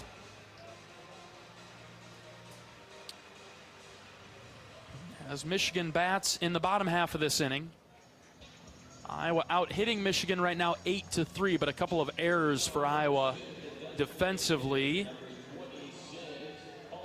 It's given Michigan a little bit of extra juice here. We're tied at 2, bottom of the 8th. Priest has been good for Michigan today. He was hit by a pitch. He also singled and scored the then go-ahead run. Swings at the first pitch and lifts it high and foul. Over to the left behind the Michigan dugout. Brecht starts ahead, no balls and a strike. Brody with still good velocity. That was 95 still here in the 8th inning. After that was pitch 105.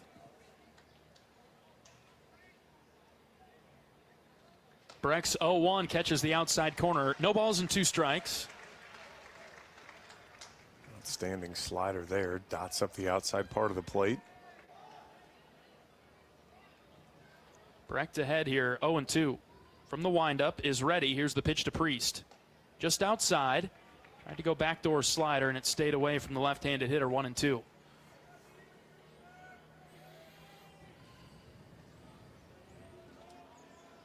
Infield shifted over to the right. It's the pull hitter, Priest. Here comes the 1-2 from Brecht. Lined foul in the air down the left field line. We'll do it again.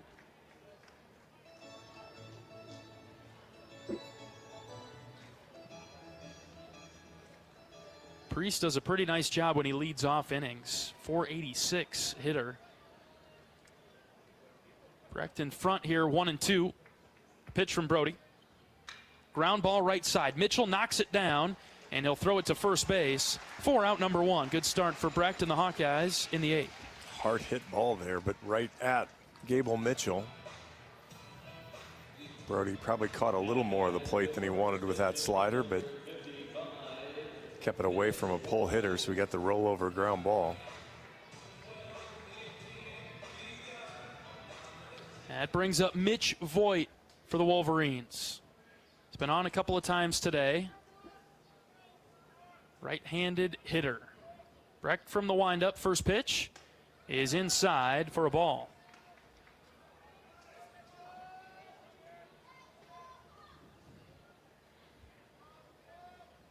Single in the 2nd and a walk in the 6th. Sandwich a strikeout in the 4th. 1-0 pitch from Brody on its way home. Called strike, outer edge, 1-1. Good pitch from Brody.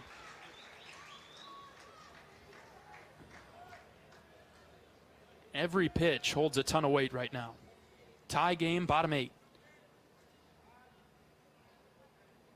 Here's the 1-1 from Brecht. Swing and a miss, 1-2. Great pitch there.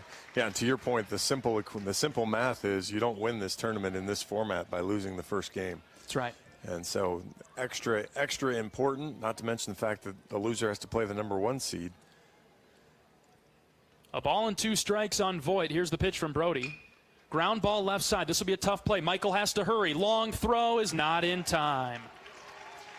Michael hesitated and instead went with a backhand instead of trying to circle around it and charge it. And Voigt beats it out for an infield single. Yeah, I think he misjudged how hard it was hit. And so by the time he realized it wasn't hit that hard, it was too late, and he was just never going to get him from the hole there. And but Michigan has 4 hits, and I think only one of them left the infield off of Gable Mitchell's glove, and that'll bring Coach Heller out. And that means pitching change. I don't think Brody wants to give up the ball. Yeah, Brody is pretty upset. He gives glove taps to his defense behind him. Brody is walking off to a standing ovation from the Hawkeye fans down to the right. Pitching change for the Hawkeyes in the 8th. We're tied at 2. All pitching changes are brought to you by Your Life Iowa. Baseball fans, Your Life Iowa thanks you for joining us to cheer on our Iowa Hawkeyes. We'll take a pitching change break and introduce the new Hawkeye pitcher when we come back.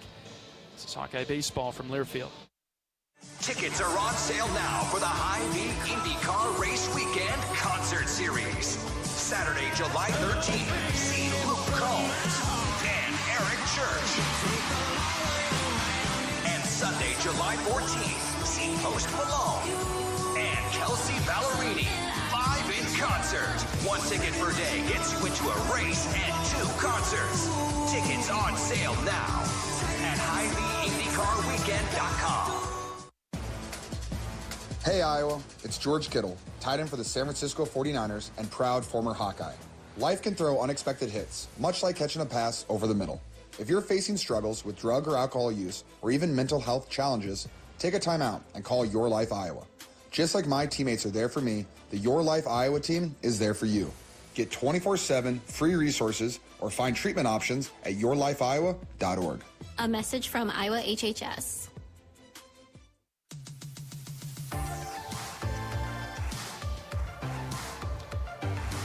The new pitcher for Iowa is the right-handed senior from LeClaire. This is Jack Young entering in a tie game at 2-2 in the 8th. Rubber arm Iron Man Jack Young, 27 appearances on the year. He's 2-0 with 4 saves, 2.61 ERA, 31 innings pitched, 22 hits allowed, 13 runs, just 9 of those were earned, 9 walks and 44 strikeouts, as opponents knocking Jack around at just a 191 batting average. And he will be tasked with getting the Hawkeyes to the 9th inning tied. Runner at first is Mitch Voigt, who just reached on an infield single. As Young throws his final warm-up pitch and gets ready to throw to Mac Timbrook, the second baseman for the Wolverines, who's 0 for 3 today, but he's put the ball in play 3 times. Veteran for the Wolverines, senior, left-handed hitter, and he'll come up with 1 out.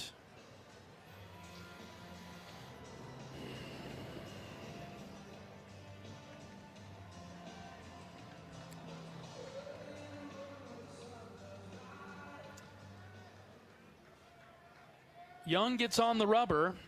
Righty on lefty matchup here. As Jack comes set, and the first pitch is outside for ball 1 to Timbrook. Raider Tello in just a touch at third.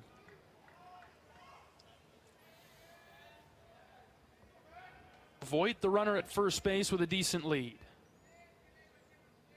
1-0 delivery from Young. Runner takes off. This is hit foul down the left field line, and it's 1-1. Pretty good jump by Voigt there. Really did. Went kind of full hit and run there on the 1-0 pitch, which is a little surprising. 1-0, you think He's probably going to throw a fastball, which I guess is a pitch you're going to be able to hit, but it's also not a great pitch for Voit to steal on. See what he does here. He takes off again. The pitch is swung on and missed. Throw down to second base. Got him! Captain Cade! That was not an easy pitch to throw either, down in the zone. Cade Moss comes up and says, "You to the dugout, sir." He had to pick that from the dirt. Cade Moss does it again for the Hawks, and now the bases are empty. 1 ball and 2 strikes with 2 outs on Timbrook. Young on the rubber, he has the sign. Here's the pitch from Jack. Fouled off. Just got a piece of it and hit it back. Jack, 93 with a fastball. Got over the top of one and got after it. Now throw that same pitch, same tunnel, and just snap it off. You like the off speed, huh? Yep. All right. Twist him into the ground. 1 ball and 2 strikes. Here's the pitch from Young. Just outside, 2-2. Bottom of the 8th inning, tied at 2 in a tense first-round matchup with the Wolverines. Count even at 2. Young comes set from the belt. Jack delivers. Swing and a miss. Got the strikeout for the 3rd out. And the Hawkeye fans rise to their feet. We'll go to the 9th tied, John. Let's get some runs. It'll be Mitchell, Wilmus, and Seegers coming to the plate when we get to the top of the 9th right after this. This is Hawkeye Baseball from Learfield. Equity salutes today's hero of the game. As a proud sponsor of the ongoing recognition of our military during Hawkeye games this season, please join American Equity in thanking all who have served our country. American Equity is more than just retirement savings and income products. They are committed to providing you best-in-class service and high-quality retirement income that helps deliver the independence to dream and reach your goals. To learn more about American Equity, please visit their website at american-equity.com. Are aches, pains, or injuries keeping you on the sidelines? At Athletico, our movement experts are here to help you turn your setbacks into comebacks and create a personalized game plan for your recovery. With no prescription or referral needed, Athletico Physical Therapy is where your comeback story begins. Get started today by scheduling a free assessment at athletico.com. Proud partner of the Iowa Hawkeyes.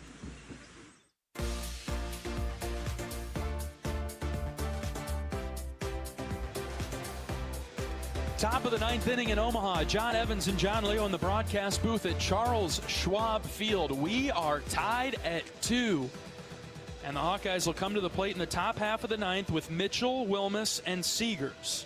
Iowa out-hitting Michigan 8-4. And Jacob Denner pitches for the Wolverines, the outstanding relief pitcher for Michigan. He's thrown an inning and 2/3, given up 2 hits, but he's struck out 2 Hawkeyes. Mitchell is the first batter, and the switch hitter will go from the right side.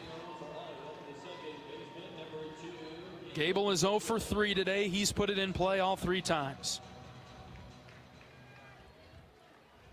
Mitchell in the right-handed batter's box, holding a gradient blue and black bat.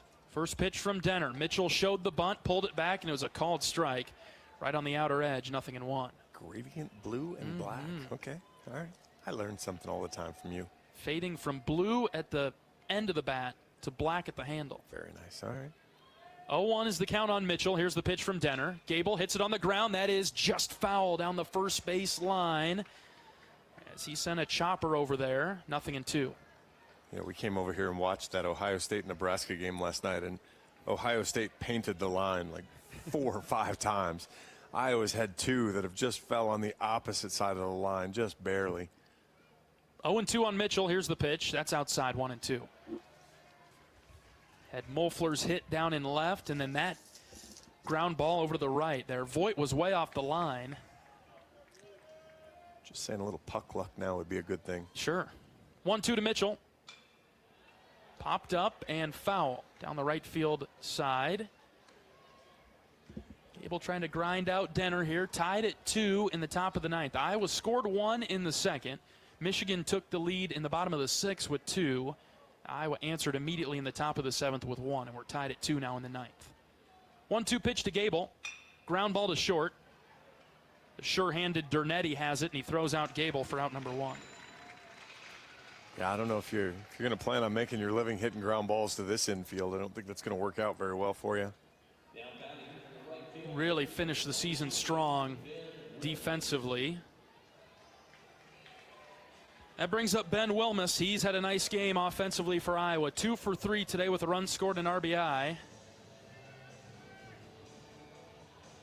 See how Wilmus does against Denner here in the 9th. Lefty on righty matchup. First pitch to Ben. Here it is. Over for a strike. Michigan pitchers have thrown a ton of first pitch strikes today. Denner in conference has 12 appearances. He's 5-2 in those 12 appearances. 0-1. Wilmus fouled back, 0-2. It's just a 2.09 ERA in conference, so. He's in line either way here. Tied in the 9th.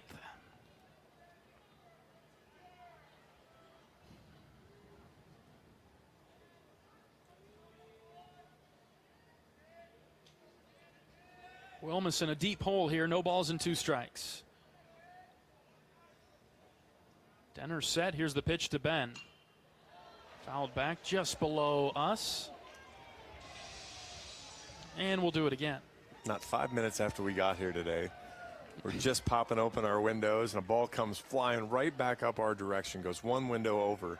It goes into the Illinois radio play-by-play booth. Went over and checked to see. Swing and a miss by Wilmus. He's out number 2.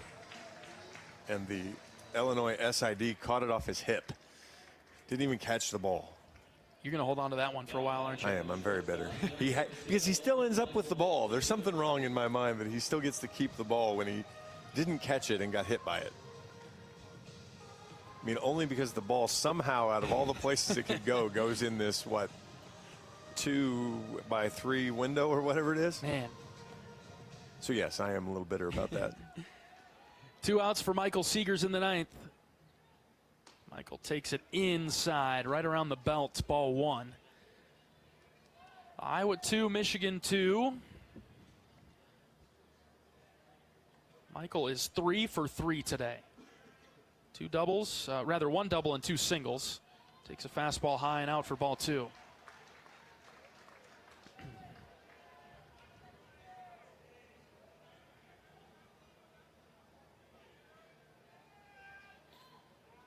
Denner set with the 2-0, brings it home to Seegers. Michael takes for a strike.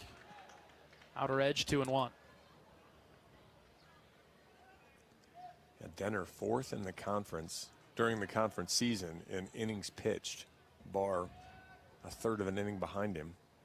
2-1 is lined foul down the right field line. Michael trying to straighten it out. 2-2 now. And Brody was a third of an inning behind them, so.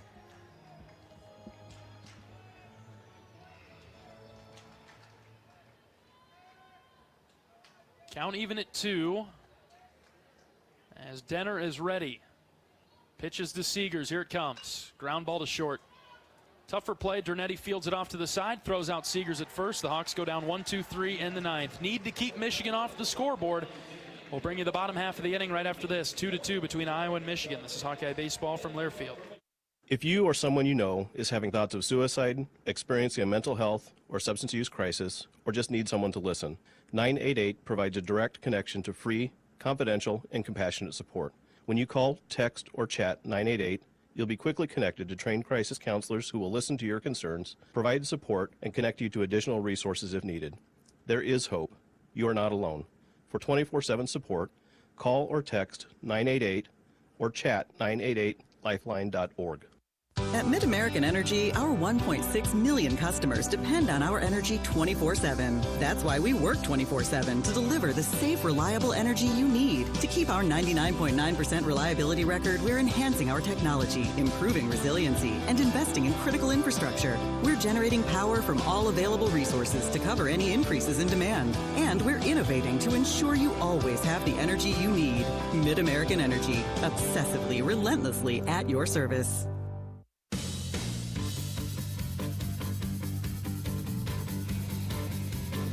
Bottom of the ninth inning in Omaha. First round matchup between Iowa and Michigan, and we are tied at 2. Michigan comes to the plate as the home team in the bottom of the ninth. In a tie ball game, they'll send Caruso, Rogers, and Dernetti to the plate. In the ninth, Jack Young pitching for Iowa. Needs to hold Michigan off the scoreboard. Cade Moss sends it down to second. Warm-up pitches are complete, and we're ready for the bottom of the ninth. Caruso making his way to the box. It'll be a righty versus righty matchup. Caruso batting .248 on the season.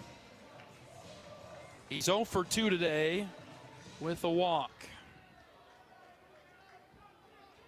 Jack Young will pitch for Iowa. First pitch to Caruso is across for a strike. Inner third. 0-1. Good start from Jack.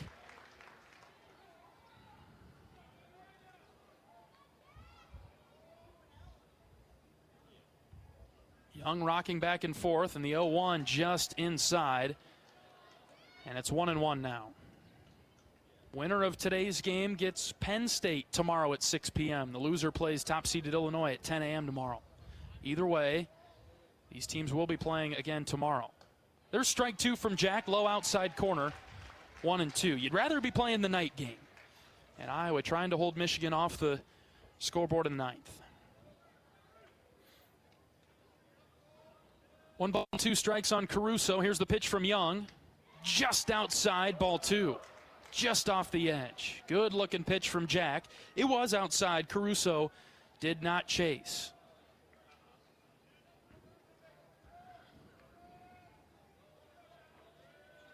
Two.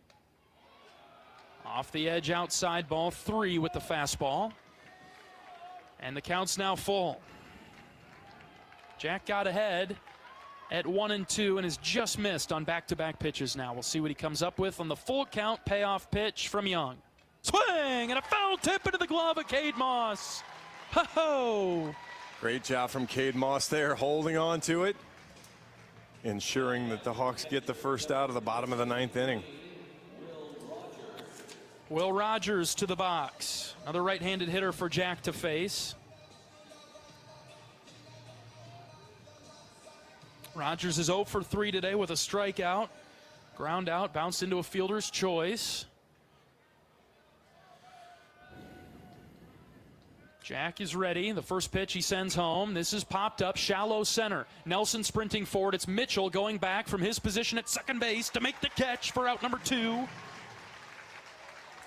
Great breaking ball there. Had him fooled down low off the plate. See, get Dernetti now here to finish it up.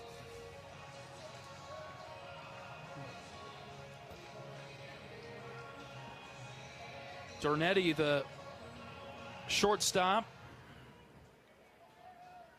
is in the box for Michigan. 2 outs, bases empty in the ninth. We're tied at 2. Fastball outside from Jack, ball 1. And Jack throws the 2 fastballs, the 3/4 delivery and then the one more over the top. 1-0 pitch is just outside. Sent an appeal down to first base, and the first base umpire said that he did not go around, so it's 2 balls and no strikes now.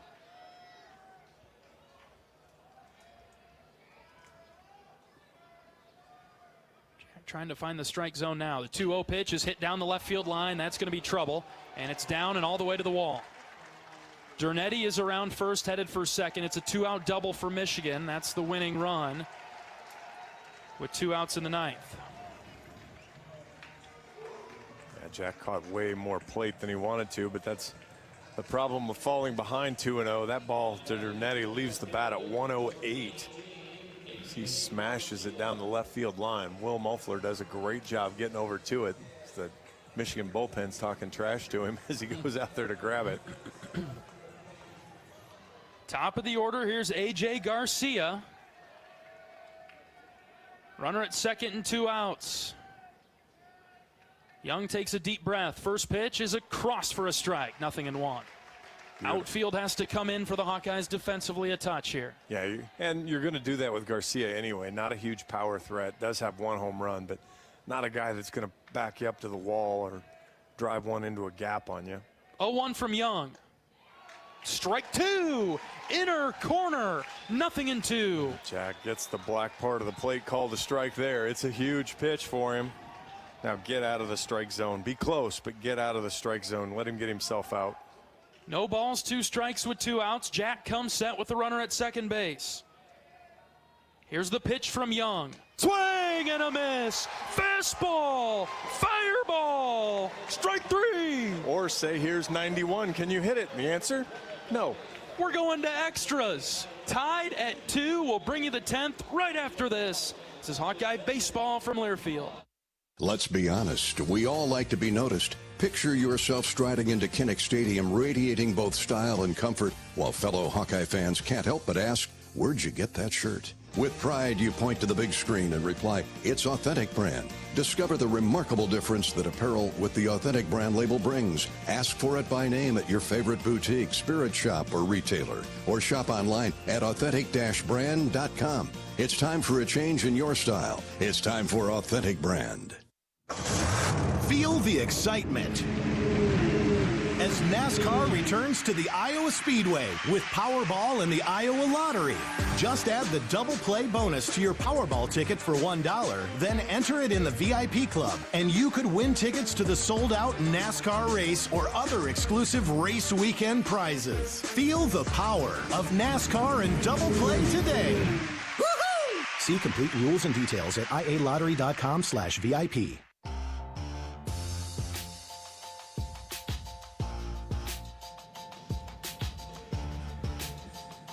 Welcome back to the broadcast booth at Charles Schwab Field, downtown gorgeous Omaha, Nebraska for the Big Ten tournament. Let's play some more. Top of the 10th. We're into the extras. 2-2 between Iowa and Michigan.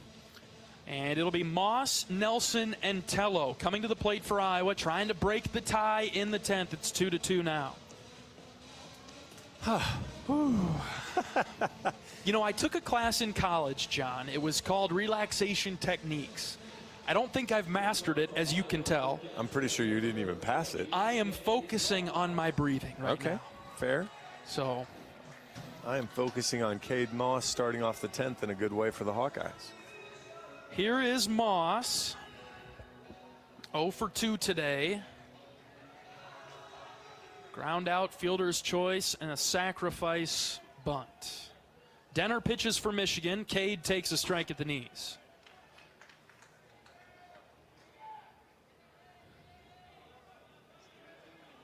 No balls and a strike on Moss. Denner working quickly.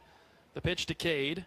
Ground ball left side. Dernetti with a backhand stop. Long throw is on the money. My goodness. Long throw is not even close as he gets him by 2-3 steps. He's automatic at short, isn't he? I mean, other than the 251 batting average, I'd have given him a run for certainly the Big Ten fielder of the shortstop fielding. You know, Kazmar, I didn't see Kuroda Grauer. Iowa held him in check from Rutgers. I remember Cerny from Indiana. I mean, those are your first 3 guys. Top of the order, Andy Nelson. First pitch to Andy's a backdoor breaking ball in there for a strike. Good take from Nelson. 0-1. Andy's had a tough day. He can turn it around right now. Yeah, Michigan outfield all of a sudden really deep. 0-1 pitch to Nelson. In the dirt, 1-1. Boy,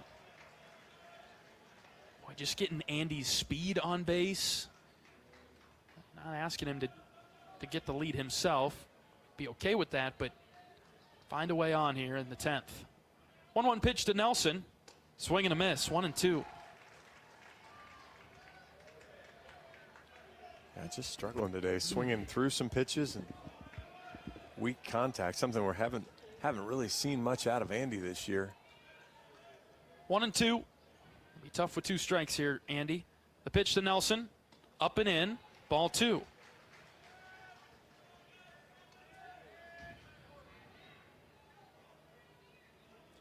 Left fielder is playing 2 steps or so in front of the track. Yeah, he's deep. Like I said, he is deep now. 2 balls and 2 strikes. Denner from the belt pitches to Nelson. Popped up right side. That's over the Iowa dugout and foul.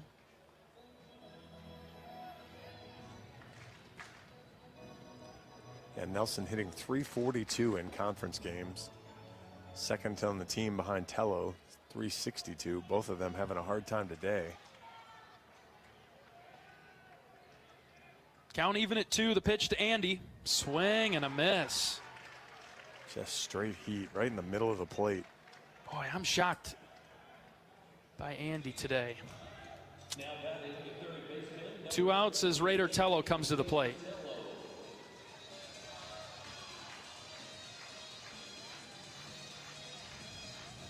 Well, Rader's one of those guys that one swing of the bat can give Iowa the lead with 2 outs and the base is empty. He's also 0 for 4 today. Denner pitches. Raider takes. Low, ball 1. One of the very few times that Denner has missed out of the zone on the first pitch of an at-bat. Raider tied for 7th in the conference in hits. 1-0 delivery. Raider hits high, right field line, and that'll slice foul. 1-1.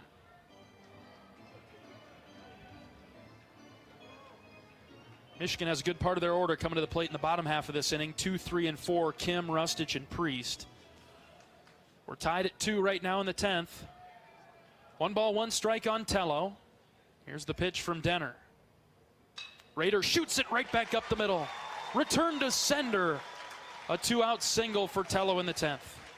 Hawks haven't hit many balls hard today. That was 107 right back up the middle. And maybe not quite done yet. Here's Davis Kopp making his way to the box, walking behind the plate, behind the umpire and the catcher. He takes a very scenic route to the plate. He does. Methodical and routine. He has a pattern that he follows. It's from the on-deck circle to the batter's box. Davis singled in the first. He's grounded out 3 times since then. Raider at first base. First pitch to Kopp. He hits this into left field. That's down and hooking away from the left fielder. Tello's around second. It's bobbled by the left fielder. Tello's around third. They're waving him. Here comes the play at the plate. Raider is out. Boy, they screwed that up 3 different ways from Sunday. And I'm not sure why we're going to... challenging this is just the wrong move unless you think he blocked the plate. Garcia kicked it in left field. They overthrew the first cutoff guy. The second cutoff guy makes the play. And Tello is just dead meat at the plate. And Rogers didn't block the plate, so I don't know... I'm not sure what the win here is for Iowa challenging this right now, but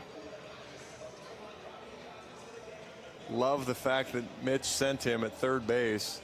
You have to. Absolutely, especially when he kicked it. I might have held him the first time.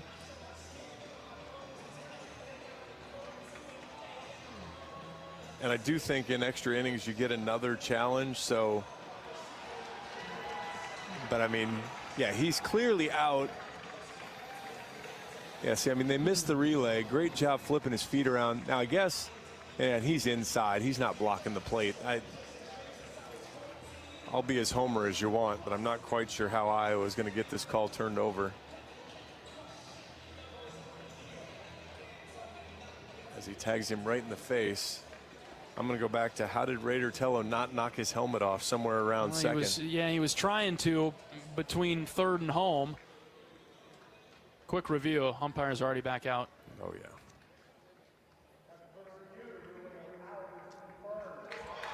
Out at home. We'll go to the bottom of the 10th. Tied at 2. Back in a moment. This is Hawkeye Baseball from Learfield. Our mission at Oak Knoll is to provide exceptional retirement living and health services through life care. I'm Steve Rowe, CEO. We are a not-for-profit life plan community and have served the Iowa City area for 57 years. Oaknall is located near University of Iowa hospitals and clinics, Kinnick Stadium, Carver Hawkeye Arena, Hancher Auditorium, and downtown Iowa City. Visit our website at oaknall.com to learn more. We're a proud sponsor of Hawkeye Athletics. Go Hawks! Hey Iowa, it's George Kittle, tight end for the San Francisco 49ers and proud former Hawkeye. Life can throw unexpected hits, much like catching a pass over the middle. If you're facing struggles with drug or alcohol use, or even mental health challenges, take a time out and call Your Life Iowa. Just like my teammates are there for me, the Your Life Iowa team is there for you. Get 24/7 free resources or find treatment options at yourlifeiowa.org. A message from Iowa HHS.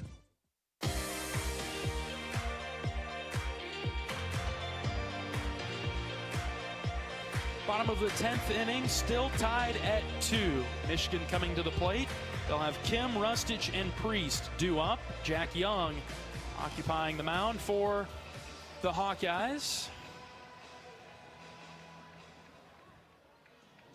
As Tello was out at the plate, in the go-ahead run.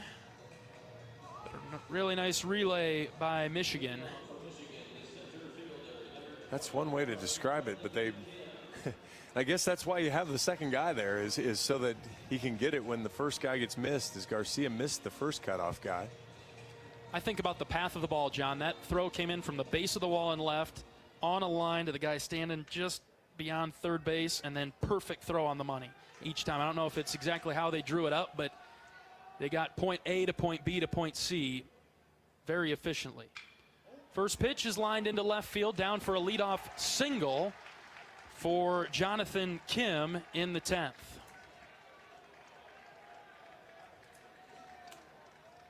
You see it a lot. All the momentum now over in the Michigan dugout. I mean, interesting to see if, I'm sure that Rustich isn't asked to bunt a whole ton. Do you bunt him here? Yeah. He's a major power hitter for Michigan. He's in the right-handed batter's box. Tello's way back at third. He's not thinking about it. Kim, the runner at first base for the Wolverines. Tied at 2, bottom of the 10th.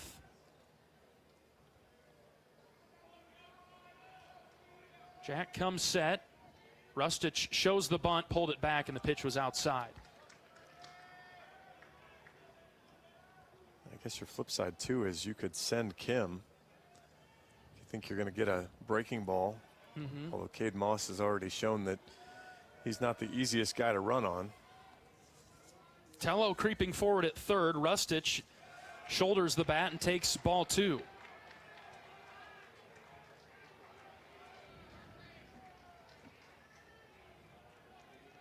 Yeah, Moss has thrown out 5 runners in 18 tries. Jack looking to find the strike zone here. 2-0 pitch is low, ball 3.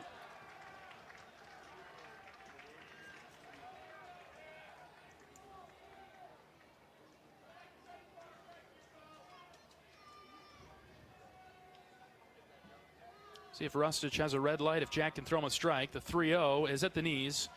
3-1.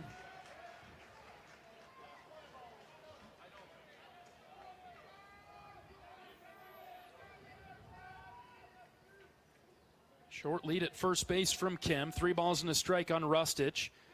And Jack will throw it over to first base. Keep Kim around. He takes kind of one of just those sneaky leads where he just takes a little half step, and make you stop him moving his feet. Another throw over. Kim dives back in. Tello protecting the line at third. 3 balls and a strike. Young set. Here's the pitch. It's low. Ball 4. Winning run at second now for Michigan. Nobody out in the 10th.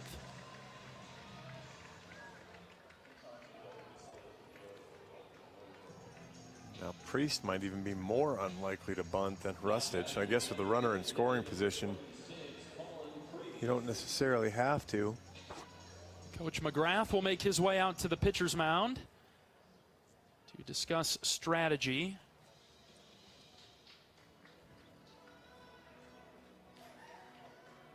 See what Michigan elects to do in the bottom of the 10th inning. Game is tied at 2. The Wolverines have the winning run at second base.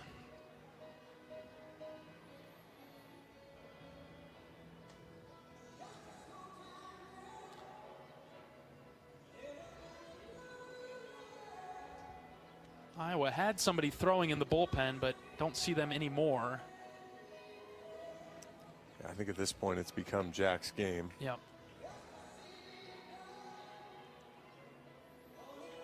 Mound visit breaking up now for the Hawks. Leadoff single by Jonathan Kim. He stands out there at second base. And then a walk to Rustich. Puts him on first. Nobody out for Colin Priest. Priest, the DH, left-handed hitter. 3 infielders to the right of second base for Iowa. Young comes set, and he delivers the first pitch. Inside, ball 1.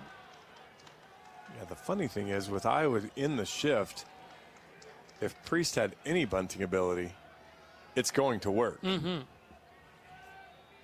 sure if it's part of their game plan right now as he keeps the bat on his shoulder. Here comes the 1-0. Inside again, ball 2. Jack pretty much dotted up the inside part of the plate there, but hasn't done himself any favors to get the edges right now. Here's the 2-0. Fouled back, 2-1. Boy, that is just strength on strength there. 92-mile-an-hour fastball from Jack. Out over the plate.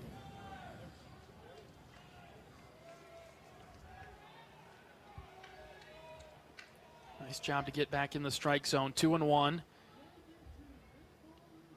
Jack is ready. Here's the pitch. Outside, ball 3. You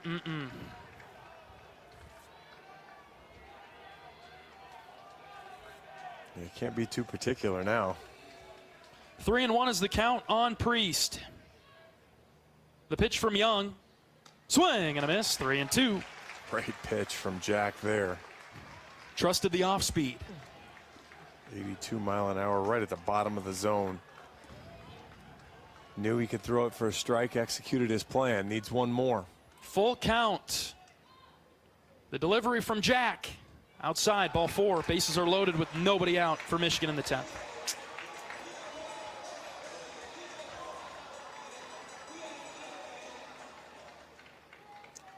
That'll bring the infield in. The outfield will also likely come in a couple steps.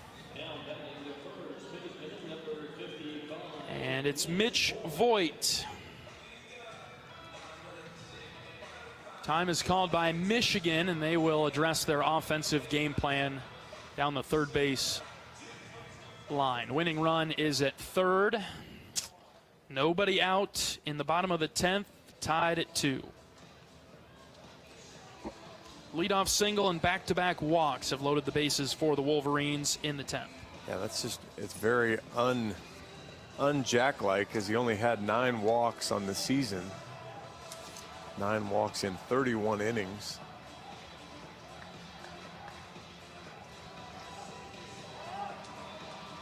He's only thrown, I mean, it's an inning and 2/3, but he's only thrown 31 pitches, so he wasn't too deep into how many pitches he could throw, even though it's been the second time he's had to come back out. Infield in for Iowa. Bases loaded, nobody out for Michigan. First pitch to Voigt, low and out, ball 1.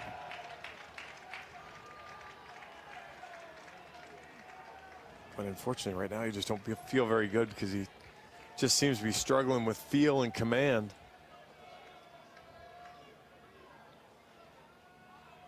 Young's 1-0. That's over for a strike, 1-1.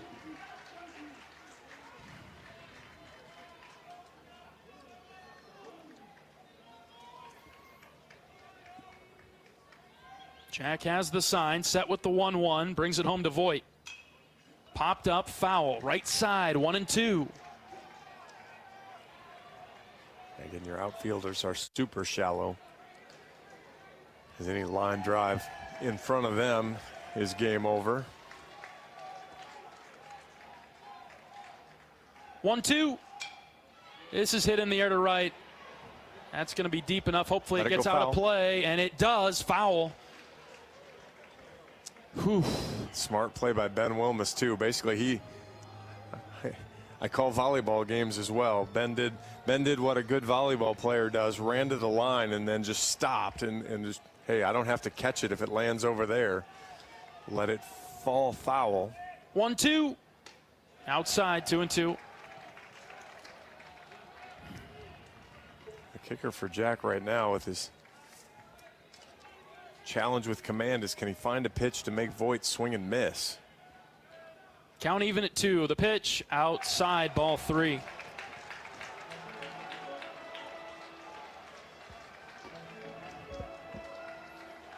Full count with the bases loaded.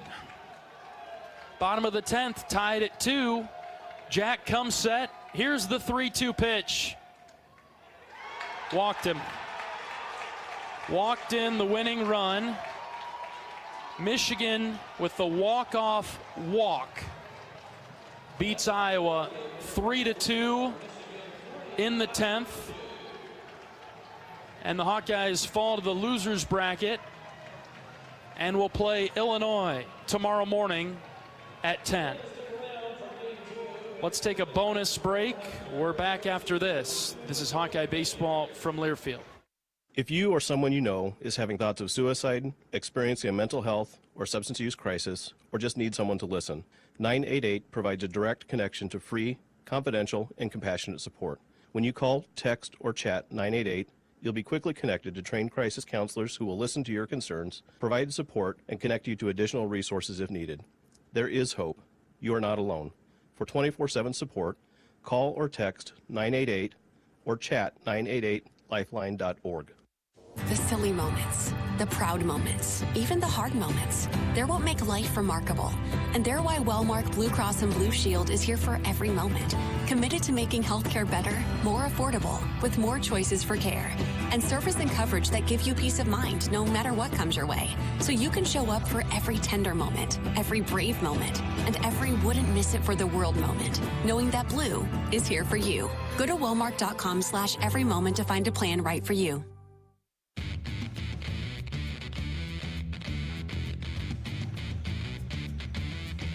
Michigan beats Iowa in the opener of the Big Ten tournament 3-2 in 10 innings. John Evans, your thoughts?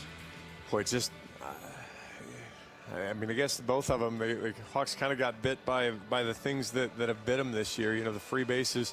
Brody only gives up 4 hits, 2 runs, just one of them earned in 7 1/3 innings. But 2 walks, 4 hit batters. The wild pitch that scores the run. The error trying to get the guy at the plate that scores the second run. And those were Michigan's first 2 runs. And then there, a single and 3 walks. And it's hard to say that because the pitching staff was fantastic. Jack and Brody did a great job. Then the other side, Iowa just could not come up with a timely hit. The top of the order. The top of the order really struggled. You know, Iowa had 2 for 4 with runners in scoring position, but that's part of the problem. We only had 4 chances. Michigan with the walk-off walk in the 10th. Just one of those games that felt like nearly every game of the regular season series between these 2 teams, and opportunities for both teams. Iowa had the go-ahead run in the 10th, cut down at the plate as Raider Tello was trying to score all the way from first on a double by Davis Kopp. Michigan makes the great defensive play to get the 3rd out.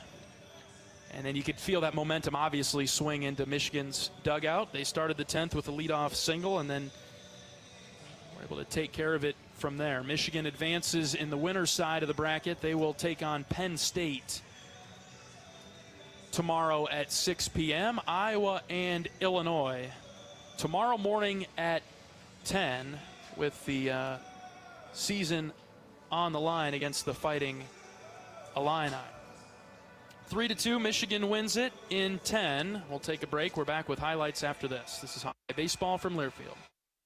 Nestled on the rolling greens of the iconic Finkbine Golf Course, Bumps Restaurant is open to the public year-round. Whether you're swinging by after a round of golf or just in the neighborhood, Bumps is your go-to spot for scrumptious sandwiches, shareable appetizers, and mouth-watering pizzas. Quench your thirst with our selection of local craft beers, or let our full bar serve you a refreshing cocktail to toast to your game, or just because it's 5 o'clock somewhere. Our happy hour from 2 to 6 p.m. is the perfect 19th hole. Be sure to follow us on Facebook and Instagram to catch our latest daily specials. And here's a little insider secret just for our radio listeners. Thursdays are not to be missed at Bumps Restaurant. It's BOGO Happy Hour. Buy one, get one free on select beverages from our happy hour menu. Whether you're a diehard golfer or just love a great meal with a view, Bumps Restaurant at Finkbine Golf Course is your destination. We're currently open Wednesday through Saturday. Swing on by today. Bumps at Finkbine Golf Course. Great food, great drinks, and the best views in town. See you at Bumps.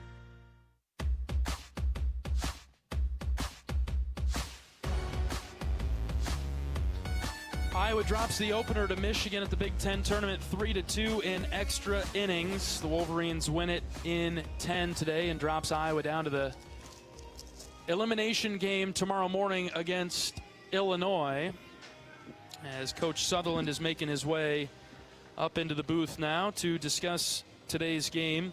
A well-pitched game by both teams, as Coach Sutherland joins us now on our post-game show. Coach, a tough heartbreaker there today. Yeah, they're just credit their guy Barr. Barr was really good. You know, I think we had three ball counts the whole game off him. He just did a great job of being in the zone, multiple pitches, so we really couldn't get a lot going. Obviously, Michael, a big hit there to get us the first run, and then Brody just kept throwing up zeros, was tremendous. And you know, you look at how they scored. All three runs score on free bases. We wild pitch and error, 2 runs in there, and then walks there in the 10th, and you know, credit to them, they made a play there in the top of the 10th on the relay that you know, kid bobbled, and I mean, just 3 really good plays on their part. The kid didn't even have his feet set on the throw, and then the catcher picks it and happens to swipe tagging it right in the face. But some missed opportunities. We didn't execute properly, you know, in the first and third with the safety. We didn't make the right read there. That would have been a big run, probably would have been the winning run. And you're in these tournament types of games, that stuff is what kills you. You look at Michigan, they gave us 1 free base. 1 free base, Will work the 3-2 walk. That was it. They made you earn everything. And, you know, unfortunately for our situation, we gave them some traffic. I think 4 or 5 hit by pitches and then the walks and couple errors, and you know, we were able to escape a lot of it, but certainly there in the 10th we weren't able to do it. And you know, Jack's been so dang good. I just feel horrible for him.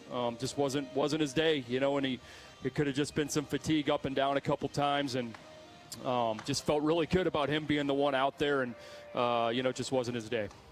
How do you assess Brody Breck's start today? It was tremendous job by him. Just showed a lot of grit. Again, I mean, he gets the bases loaded. He's a pitch away from getting out of it, and you know, ball gets away, and you know, he didn't get to the plate quickly, and then we throw it away, and they get the 2. But then he goes out and throws another 0 up after that, and you know, just a great job. He deserved better. You know, offensively, again, they made it tough on us. You know, they were able to run the game exactly the way they wanted to, which was Barr, get him deep into the game and go to Denner, who's kind of been their best pitcher, and they just kind of wait and see how long the starter can go and bring him in. And again, he's just a strike thrower, and we had some opportunities there. Davis is the big 2-out hit, but you know, credit to them for executing the relay. And now Illinois tomorrow morning, Coach. Yeah, I mean, you lose game 1 and it's uphill, man. So it'll be an early morning, quick turnaround.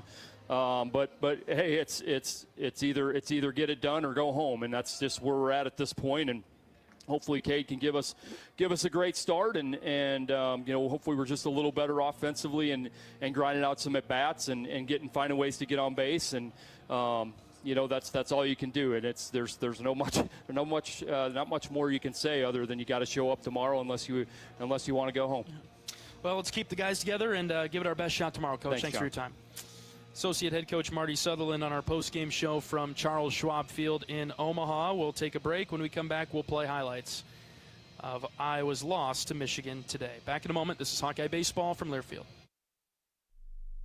Hi, I'm Gary Dolphin, and if you want your home to be exceptionally comfortable during these cold Iowa winters and hot, humid summers, you need to turn to Dave Lennox and your local Lennox home comfort specialist. Lennox has been serving Iowa consumers since 1895, when Dave Lennox built his first furnace in Marshalltown, and Lennox is still building its high-efficiency furnaces and air conditioners there today. For the best home comfort system you can buy, it's Lennox and your local Lennox dealer. Lennox and the Hawkeyes. Now there's a winning combination.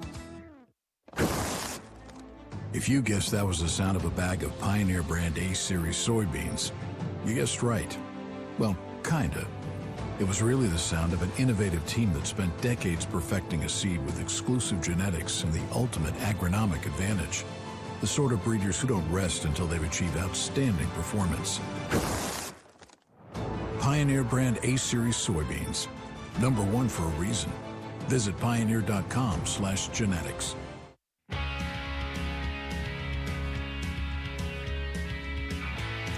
Michigan beats Iowa in walk-off fashion in the first round of the Big Ten tournament. Before we play the highlights, let's pause 10 seconds for station identification. This is Iowa Hawkeye Baseball.